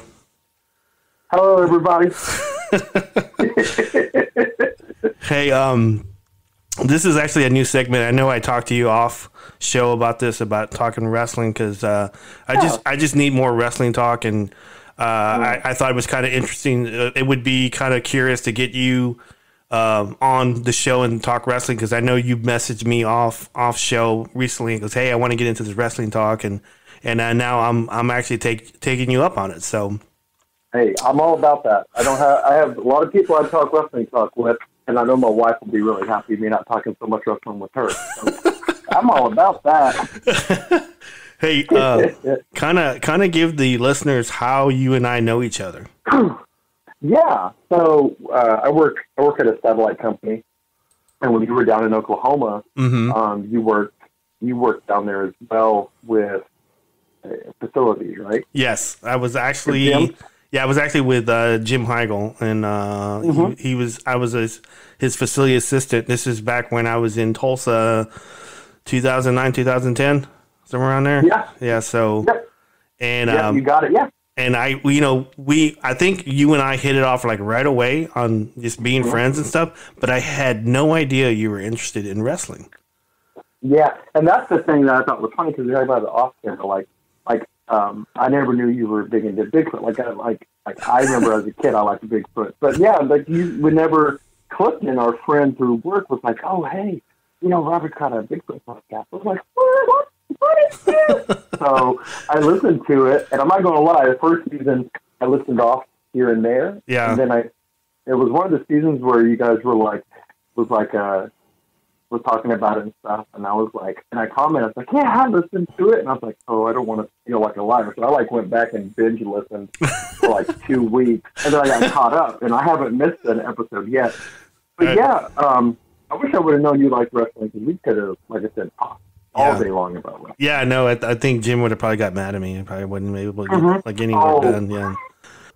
Yeah, no, and that's that part because of what's going with everything like that. But yeah, no. I'm glad that I got to meet you on time that you worked there because you're a really great guy. Man, I appreciate it. Hey, you're welcome. And like I said, I really like the podcast that you guys do. Yeah. I know I go make sure I don't listen to it on YouTube a lot unless, the podcast, my Google Play is not working right. Yeah. So I make sure once I listen to the episode, I go over to YouTube and I just hit the thumbs up button. So I'm like, I might as well just give you some love over there. Man, get you guys up there because you guys deserve it. You guys have a really good quality product. Yeah, I think it's something. It's we're gonna. I want to do other stuff, but I have to, not go so fast. I want to do characters and I want to do skits and stuff. But I think I just want to do product right now. And so right now it's just especially with this COVID-19 going, it's just kind of hard to do a lot of stuff. So I think I feel kind of obligated to do a show. And because I think we missed a couple of weeks, and I think you and someone else, I think it was Tim Clay asked that you were messaging me, and he was texting me, goes, "Hey dude, are you guys okay? What's up? Did y'all take a week off? What's the deal?" So I was worried. The first week you were off, I was like, okay, this is what's going on. And then I remember Chris was doing the stuff. I was like, okay, maybe that's why they're taking it off. And 2 weeks went by, and I was like, man, I need it because I like it the most because it's not like the dude from Longview said. Yeah, you guys don't have that agenda, and that's what I like. Is you guys are just talking and presenting it. Yeah, and let people make up their own minds, and that's what I really, really, really like about it. I kind of want to jump in. I want to jump right away into Money in the Bank. Money in the Bank stuff. Okay, I like the whole thing with Jameis coming back and being overshadowed by Jeff Hardy. And then Friday night, what happened with him and Jeff Hardy. So I think if Jeff Hardy is going to wrestle, it should be Shane. Yeah. If I can get, I can't get online. Never mind. Because I think that's the pre-show, though. I'm hoping that's the I mean, I don't want it to be the pre-show, but I think that's what they have in lined up for that. So it has to be. I think it has to be because they're doing the Money in the Bank. So with the Money in the Bank actually being televised again, like they did those, very, very much cinematic. I think you have to make it. You have to make it like that, or because you look in the main event, you got Braun Strowman versus Bray Wyatt. I don't know how long that match is going to go. You know what I'm saying? Yeah. I don't think it's going to be. I don't think it's going to be a squash. But I don't think it's going to be like a barn burner. Ric Flair, Ricky Steamboat 60-minute match. Right. You know what I'm saying? Yeah. I say good 10 to 15 minutes, maybe 20. I wouldn't say more than 10 or 15. Yeah, I'm thinking Braun's going to retain. So I think he will. And here's the thing. I mean, you don't have to have the Firefly. Because I read an article that someone said it very well. The reason why Goldberg beat him like he did is Goldberg's never had insecurity. Goldberg's always been that way. Even if he did WWE, he's like, this is what I want. You're not going to give it to me. Who cares? Yeah. So he couldn't do it. But you look at Seth Rollins, Seth Rollins did have insecurities. He beat him, and now look at him. He's the modern-day Messiah. Yeah. He did the same thing to Daniel Bryan. Daniel Bryan's character was flawed, and now he's the better version of himself. He's the American Dragon again. Yeah. So the people that have that there, he beat. But he does. Even if he loses a Braun, it doesn't really destroy his thing, because he even said, we're going to be doing this for a long time. Yep. So he doesn't have to win the title back. He still, they could go all the way till, 2-3 pay-per-views down the road, and it would still be really good. Yeah, I don't see Braun holding the title for him to, be a good storyline or for me to be vested or interested in it. So I think I don't see him winning it, but the Raw tag teams, Street Profits versus the Viking Raiders. It's not in stone, but I think they're going to probably do that. That would be good. You have to, because, like I said, leading into what happened Monday night. Yep. You know what I'm saying? They didn't beat the Viking Raiders, so I would think that would be it. Like I said, I mean, the only ones that I know are like set in stone is Bray Wyatt and Braun Strowman. Then you also have McIntyre versus Rollins. Right. Now that one, I could see that one going a good 15 to 20 minutes. Yeah, they both have good cardio. Yeah. The Street Profits versus Viking Raiders. That's going to be a good match. That would be 15 to 20 minutes. I wouldn't be surprised if the Viking Raiders got the titles. So I could see that. Yeah. Yeah, I don't, because they'll have another rematch. You know what I'm saying? Yeah. Because if you think about it, if they don't win, they're already almost in obscurity for no reason, because they're one of the better tag teams. Because they're focusing more on Drew Gulak and Daniel Bryan. Yeah. Yes. So SmackDown tag team titles, the New Day versus the Forgotten Sons versus the Miz and Morrison and Lucha House Party. Who do you see winning that one? So it has to. Here's the thing: the Forgotten Sons. I don't understand it. Here's the thing: I don't care if he gets called up. Yeah. But I mean, the Forgotten Sons didn't even have that much. Here's the thing: I will disagree with you on one thing. I don't think NXT is the minor league. Yeah. In the beginning, they were, and I know you guys will. I know how you feel. Like, it's its own brand, and it has its own thing. So I don't think of it as when it first started. Whenever Bo Dallas was your champion, holy, I really thought it was minor. Like, I'm like, okay, this is their where they go. But the people they have in there now, like Adam Cole doesn't need to know how to do TV time. No. You know what I'm saying? Like that's what NXT was made for, was for the teaching where the cameras are. But to Forgotten Sons really didn't have that. They were hot for like a month, and then they kind of died out. Yeah. So I don't see them winning it. But and Lucha House Party, I don't ever see them holding the title anytime soon, just because they don't on Monday Night Raw. They don't feed Lucha. Yeah, stores, I think they're a product of the COVID-19. Even though I like them. They're very athletic. Yeah. I just think they were you're next up. So go. So didn't bring John Morrison back to be nothing. Like, he came back and he immediately got put in the title hunt and they won. Yeah. And he also helped elevate the Miz again, because the Miz is so much better as a heel. Yep. But the New Day, they have to. The New Day here's the thing. New Day is 8-time. They're fine dropping it. Them losing does not hurt them at all. Because look, they lost it, and then they won it back, and now they're 8-time world champions. So I'm saying the Miz and Morrison will win it. I kind of think so too. I think it's going to be one of them. Rumor has it that Xavier Woods is going to be back, and I don't know if it's going to be in time for this. If New Day does pull it off, I could see him showing up and helping them, or do it like a distraction or something. He's got to get back in the thing for his comeback. So Yeah. I could see him being a distraction. Yeah. If they're going to let New Day retain. If not, it has to be Miz and Morrison, because they have so much more. And then with Florida opening up to 25% crowd, Yeah. I think it's Miz and Morrison. I mean, I don't see them losing. I see them getting another shot and then having it for a while. Yeah. This was next one of probably product of the COVID-19, the SmackDown Women's Championship with Bayley and Tamina. So I'm looking for Bayley to retain again. Yeah. My thing is this: like, I don't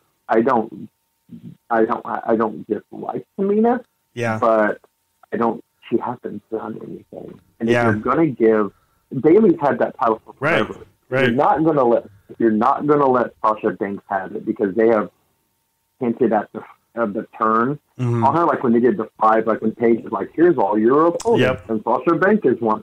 She had those glares. If they weren't going to let her turn her there, then I don't see them having Tamina do it, unless the only logic they have is to give it to Tamina, then, you know, she could, like, faux hurt, like, oh no, Bailey's back is out or whatever. Yeah. Then you could have Sasha Banks' revenge story, avenge Bailey, win it, and then when Bailey tries to win it back, Sasha's like, no, I'm the boss for a reason, and then you finally have the Bailey Sasha that they had. Remember, they hinted at it. That's what I'm saying. They're really good at racing.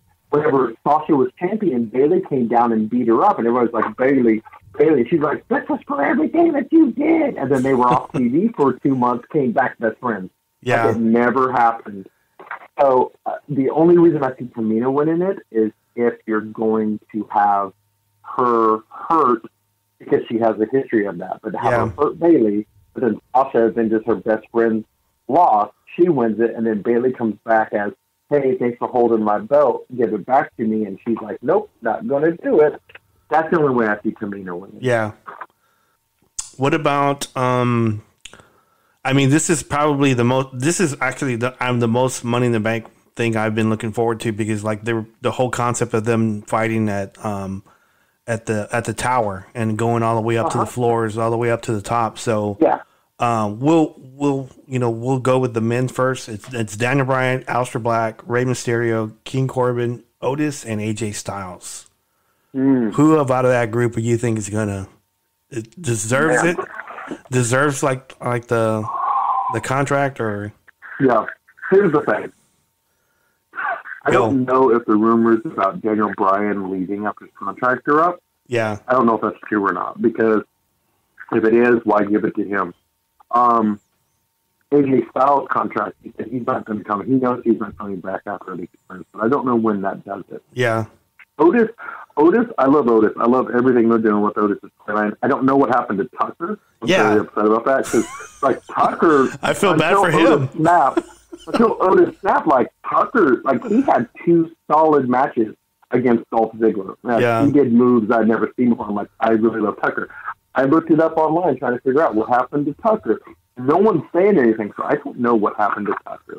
Yeah. But Otis is there. If you look at it logically, Otis is there, but Dolph Ziggler's not there. Yeah. So who's Otis? But Otis was in a match with King Corbin. So, but there's always people to cancel each other out. But my thing is, if I'm going off of how I feel compared to if you look at it on the book, like, I think the people that are deserving is Aleister Black.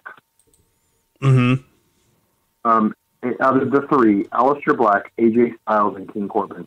Rey Mysterio doesn't need to win it. I understand that he's on a Legends contract, but what is Money in the Bank going to do for him? Right. I don't really see anything with that. Daniel Bryan, if you are going to push Daniel Bryan, maybe. But I would say my top 3 in this one is Aleister Black, King Corbin, and AJ Styles. That's my 3 people I'm going for. But someone's going off the roof from like the 3 different reports that I've read. Yeah, but it's not gonna be AJ because he just got back. Unless the Undertaker disappears out of nowhere and chokes my you know how he gets with the tops and stuff. Well, I was looking at the past winners. Last year's winner was Lesnar. The year before was Strowman whenever he was a heel. And the year before that was Corbin, and he was a heel. And Dean Ambrose, he was a babyface, and he won it. Sheamus, before that, and then Seth before that, and then Damien Sandow, Randy Orton. So they have a trend of heels winning it right now. So that's how I look at it right now. So if you were to ask me, I would say Corbin. Corbin's probably going to win it. And they've even brought up, if you listen to it, even brought up that he was one of the people that lost his cash in. So I'm going to say, because he's on a big push right now, I would say King Corbin. Yeah. My 2 is Aleister and King Corbin back. That's my 2. What about the women's? It's going to be Asuka, Shayna Baszler, Nia Jax. Hey, you said it right. You said her name right. I'm proud of you. I was practicing. Dana Brooke, Lacey Evans, which I'm in love with, and Carmela. Man. So, Carmelo, no. Dana Brooke, no. Yeah. None of those. Lacey Evans, I mean, she had her storyline, but I think Lacey Evans is amazing. Yeah. It's either going to be Nia Jax or Baszler. Yeah. And Baszler already lost to the man, so I'm going, and I don't want. Here's the thing, I get very upset with Nia Jax. I like her. I love everything about Nia Jax, but she's very sloppy in the ring. It was the one where she came back and she threw Kairi Sane. Oh, yeah, it was Kairi Sane, right? Her tag team partner. Yep. Threw her into the rope and her head went forward. Yep. And I was like, that doesn't look good. I know it's like when Sane took the turnbuckle bomb, he didn't hit right. That's very scary when you throw someone, just throw them into the turnbuckle. You know, it's not like the toe drag where you grab their toe and they hit their face. She just threw her in there. And because here's the thing. Yeah. She is a good wrestler. But I'm with you. I'm with you on that one, man. She hurts more people than she does. Yeah. And I understand she's The Rock's cousin, and she can use that anytime she wants. But, man, I think they're going to give it to Nia, because I don't really see giving it to Shayna, because they just squashed her. I was really hoping the Shayna Baszler, the man thing would have been more than it was at WrestleMania. And I understand maybe COVID, they kind of derailed those plans because they had to change things up. But man, it looks like Shayna Baszler didn't look anything like she did, like in NXT or anything. Like she just looked like she knew she was going to get beat. So I'm out here to do what I'm supposed to do, because it was just bad. Because then the next week she came out, they finally let her use her little elbow thing, and she killed old poor Sarah Logan and broke her arm or whatever. You know what I'm saying? Yeah, I don't think she's going to win it either. I think it's either going to be Shayna. This is me. It's either going to be Shayna or it's going to be Lacey. That's what I think, because they've been getting before. I guess the crowds were there. They had the pop. They had the push. So that's just me.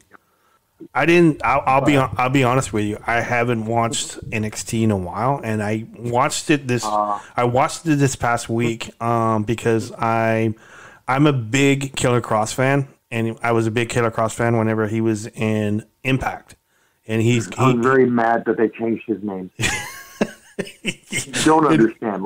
His music on Impact was amazing. I loved his. I like his music now.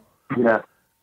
Because he's coming out. His Impact music was amazing. Yeah, he's coming out with now what, Scarlett now? That's his, So, and she was on Impact too.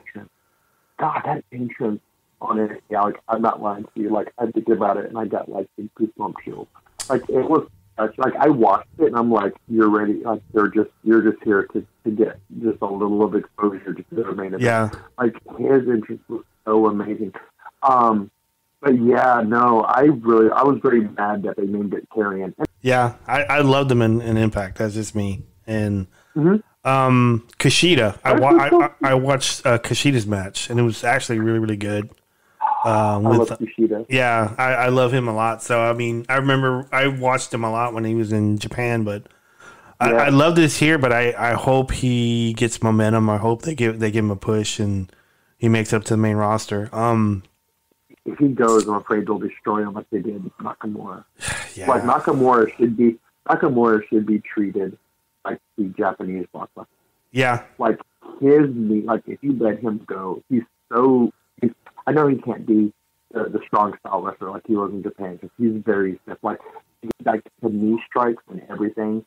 And he's such a good wrestler that he's become, and I feel like they have just made him, because he wants to be in America. Like he wants to travel. He likes America. He brought over all his family because he can support his family and they can all be together. But they'll just make him into a sideshow, and I don't want that with Kushida, because he's such a good wrestler. I think his English is a little bit better than Nakamura, so I think he'll. And I hate to say that, because they're probably why they put him with Zayn, because he's a mouthpiece. But I agree. But I wish because I think Kushida's got better English, so I think he's going to get pushed a little bit better. But that's just me. So yeah, and that's sad it's sad that that's the way they look at it, because here's the thing: if you watch Nakamura's special they had leading up to WrestleMania when he was fighting AJ Styles. He literally does speak really good English. It takes him a moment. I think, to be honest, I was talking, I'm not going to take credit for this, but this is actually a person that I know. We were talking wrestling about it, and his idea for Asuka was to bring Funaki and to be a mouthpiece for her, and like for him to come out and talk, and SmackDown's #1. Yeah. So for him to come out and say say she's talking to Charlotte and she's jabbering her way, and he says, and then he'll say, she says she has great respect for you. Oh my God, that would be so great. That would be so funny, and I don't think they're gonna do that. But that's just me. But oh my God, because he makes everything better. Man, he is so funny. He is so funny. It's just funny quick story. My nephew, whenever he was living with me, because I got custody of my nephew when he was really, really young. Yeah. And so we would watch WWE together. And so when we were watching pay-per-views, they would the WWE would pan to see all the different announcers, like the Spanish ones and the ones from China, and then they would go to Japan, and I would point to my nephew all the time. I go, "Hey, look, it's Funaki." And he didn't know who Funaki was, and he used to say to me, "I don't know who that is." And I go, "He's to be a wrestler." So now, to this day, whenever I'm watching pay-per-views, I do a screenshot and I put it on Facebook. I go, "Hey, Steven, look, it's Funaki." And he does this angry emoji all the time. So even to this day, I still do it to him. "Hey, look, it's Funaki." So. But this kid really gets his incentive. I didn't watch the Adam Cole Velveteen Dream match. Was that any good? Oh, I really enjoyed it. They have a new wrestler named Dexter Lumis, and he comes out and his whole thing is he's got dead eyes.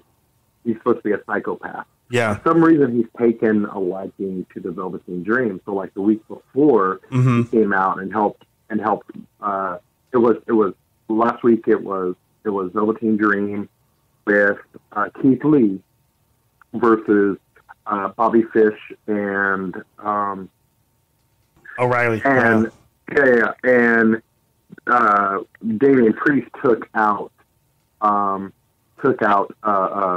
Keith Lee. So Velveteen Dream was all alone, and the Dexter Lumis just came out of nowhere, tagged himself in with the Velveteen Dream, and they just let it happen.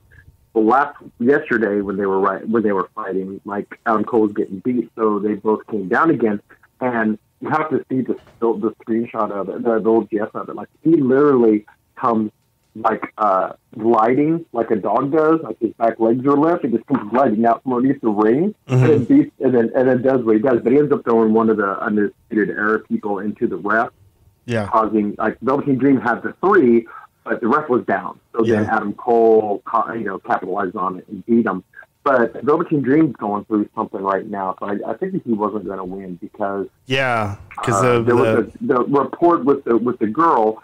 But he's working and saying that he has a lawyer and someone hacked into his cloud, took the pictures, and then, he's like, "It's not me," So they're working on that. It's like Enzo, when he was in there, he didn't really do what the woman said, but he kept it a secret, and that's why he got in trouble. Yeah. The Velveteen Dream immediately went on the offense. Look, this isn't, he's saying, and the reports that I've read is "Hey, this isn't me.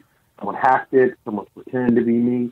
I hired a lawyer, and this. We're getting to the bottom of it." Yeah. So I didn't see him winning it, but wrestling wise, it was a really really good match. Yeah, I didn't watch it, but I was pretty sure he wasn't going to win it because of that, all that pin and stuff.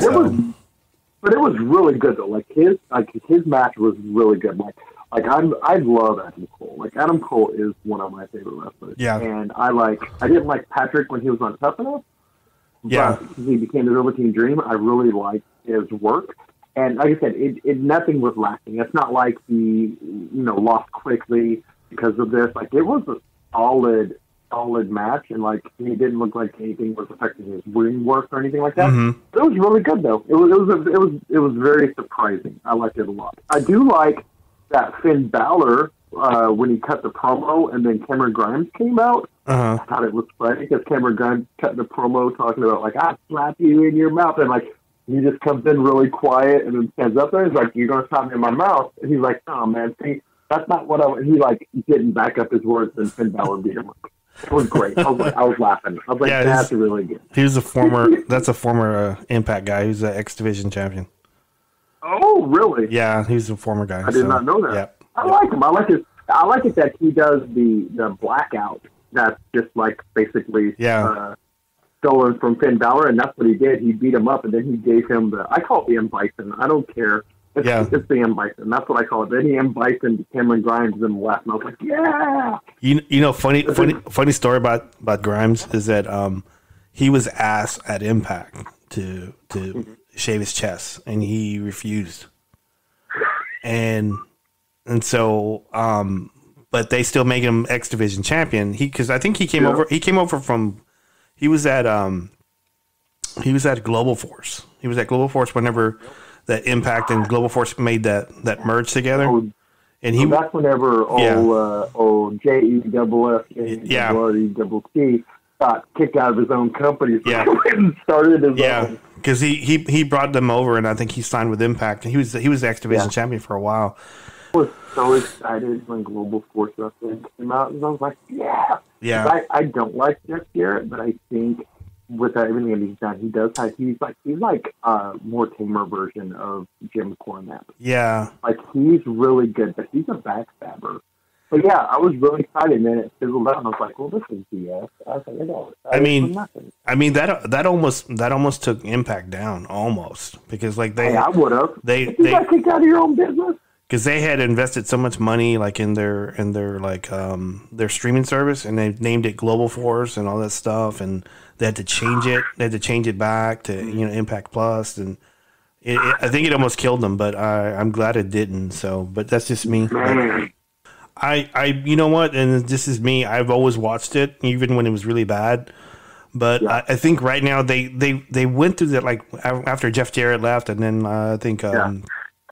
What's his name for Smashing Pumpkins? Corgan. Yeah, Corgan left, and they kind of left them in a disarray. So they went through a period where they had good wrestlers, but maybe not good writing, and then they had good writing, but not good wrestlers. And so then they went through a period where they had good wrestlers and good writing, but they didn't have the contracts, and so they would run someone until their contract ran out, and then jump in someone else, and so it was out of whack for a while. So I think right now they're at a good spot. Yeah, and I like from what I've seen. Yeah, from what I've seen, I think I'll agree to 100%. Like, is it? I don't know. I saw this on the good. Did they let Moose beat Blanchard? No, they did. This is what they did, which I thought was interesting, because right now I think everything that Moose does to me is golden, and it's actually the way he does the storyline and the way he does the matches and stuff. It has me invested in it, so I kind of like it. What they were doing is that they were supposed to do a TNA return, and they were going to bring all these TNA guys back, and they were going to do King of the Mountain, but they never got to do it because of COVID-19. So the last couple of weeks they were taping, he was beating all these like TNA former champions, like Shamrock, RVD. Rhino, and so he decided they had the TNA title just for display. He decides he's the TNA champion now, so he grabs it and puts it on. He puts it on, and then right now, recently, he's been telling everybody. He's been telling Michael England that, hey, if you want a shot of a real title, I'm a real champion, and because Tessa's stuck. She's stuck in Mexico. Yeah. She can't get out, and then I think. What's his name? Edwards he just doesn't want to wrestle because of the COVID stuff. So Michael doesn't have anybody to wrestle. So they kind of brought Moose out, which I thought it was a good story. It's a good story if they don't have anything. So he comes out. So he's holding the TNA title. Now, if they're smart, they'll do a match after all this stuff, calms down, and they'll have the Impact person and the TNA person and merge titles. So that would be interesting, and I would be invested, and I would want to watch that. That's just me. I think that's a good point. Let's touch up on AEW really quick, because I gotta. Okay, so what did you like about this week's episode? Because Brody Lee was going to come out and like confront someone else, and other than because he was doing like Daniels for a while, but Daniels, I think something's up with him and he can't wrestle, so he went after John Moxley. Was Daniels wearing the red shirt? Yeah.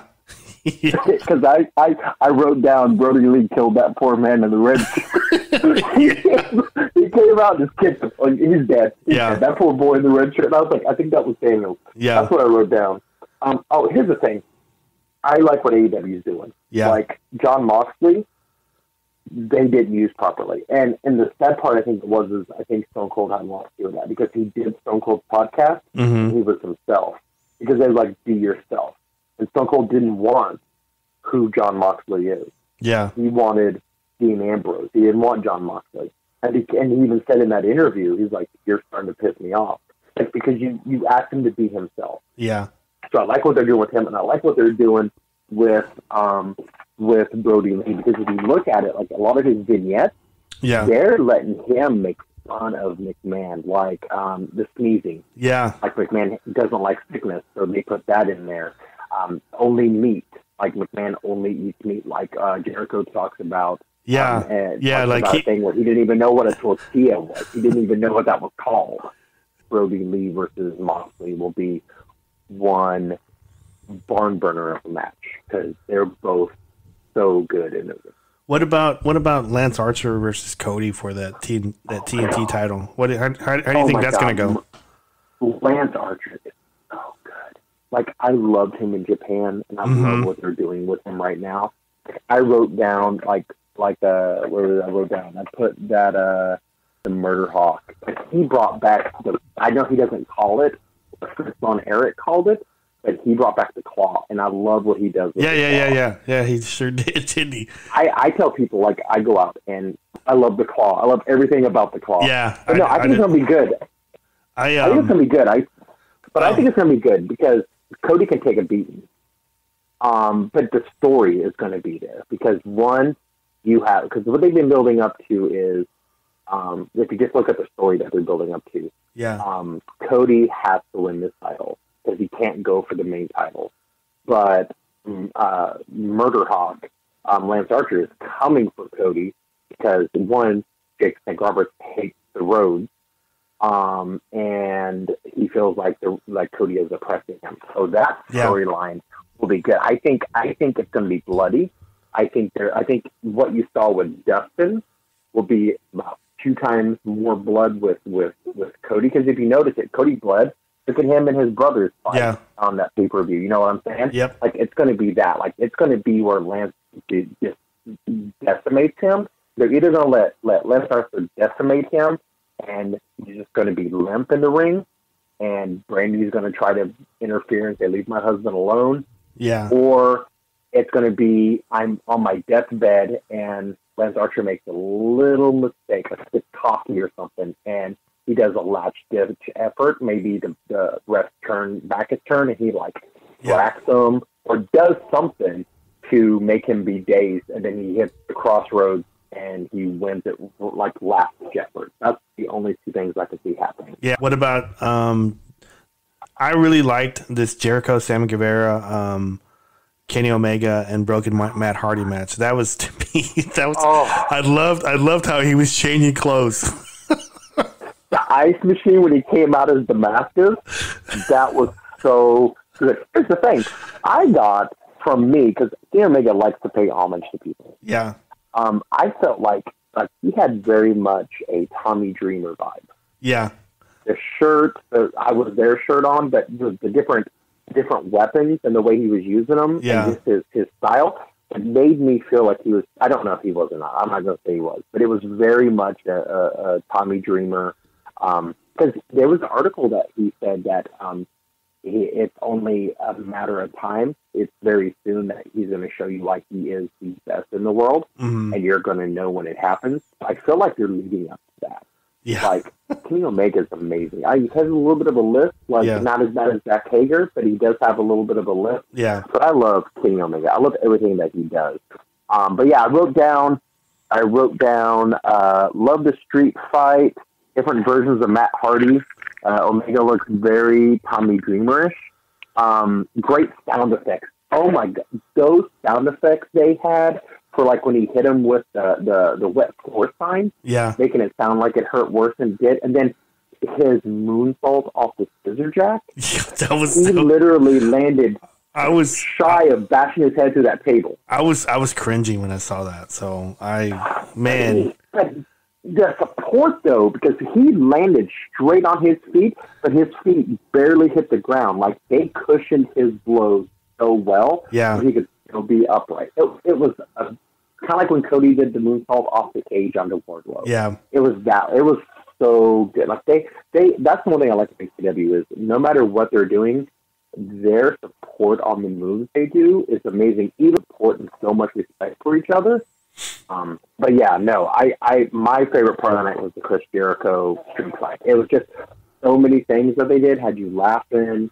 Yeah, had the memes with the golf cart in quotation mark. Yeah, I was gonna say that they must have worked on that or practiced it because it looked kind of scary a couple times whenever they hit Sammy. Sammy jumped into that. Yeah, too, if you look at it, like I think they had to because he jumped into it, but his head never really hit. If you notice it when he did it was like his shoulder because he jumped into it and then swung his head around, but then came back out. So he like his head hit Omega, but then came back out. But the most of it was from his shoulder. Yeah, but yeah, it was very much rehearsed. They did a very good job. Yep. Well, I think that's gonna should do it for us. Oh yeah, I appreciate it. Okay, sounds good. All right, man. Have anything planned? All right, talk to you later. All right, brother. Later. All right, bye. Bigfoot Club for life.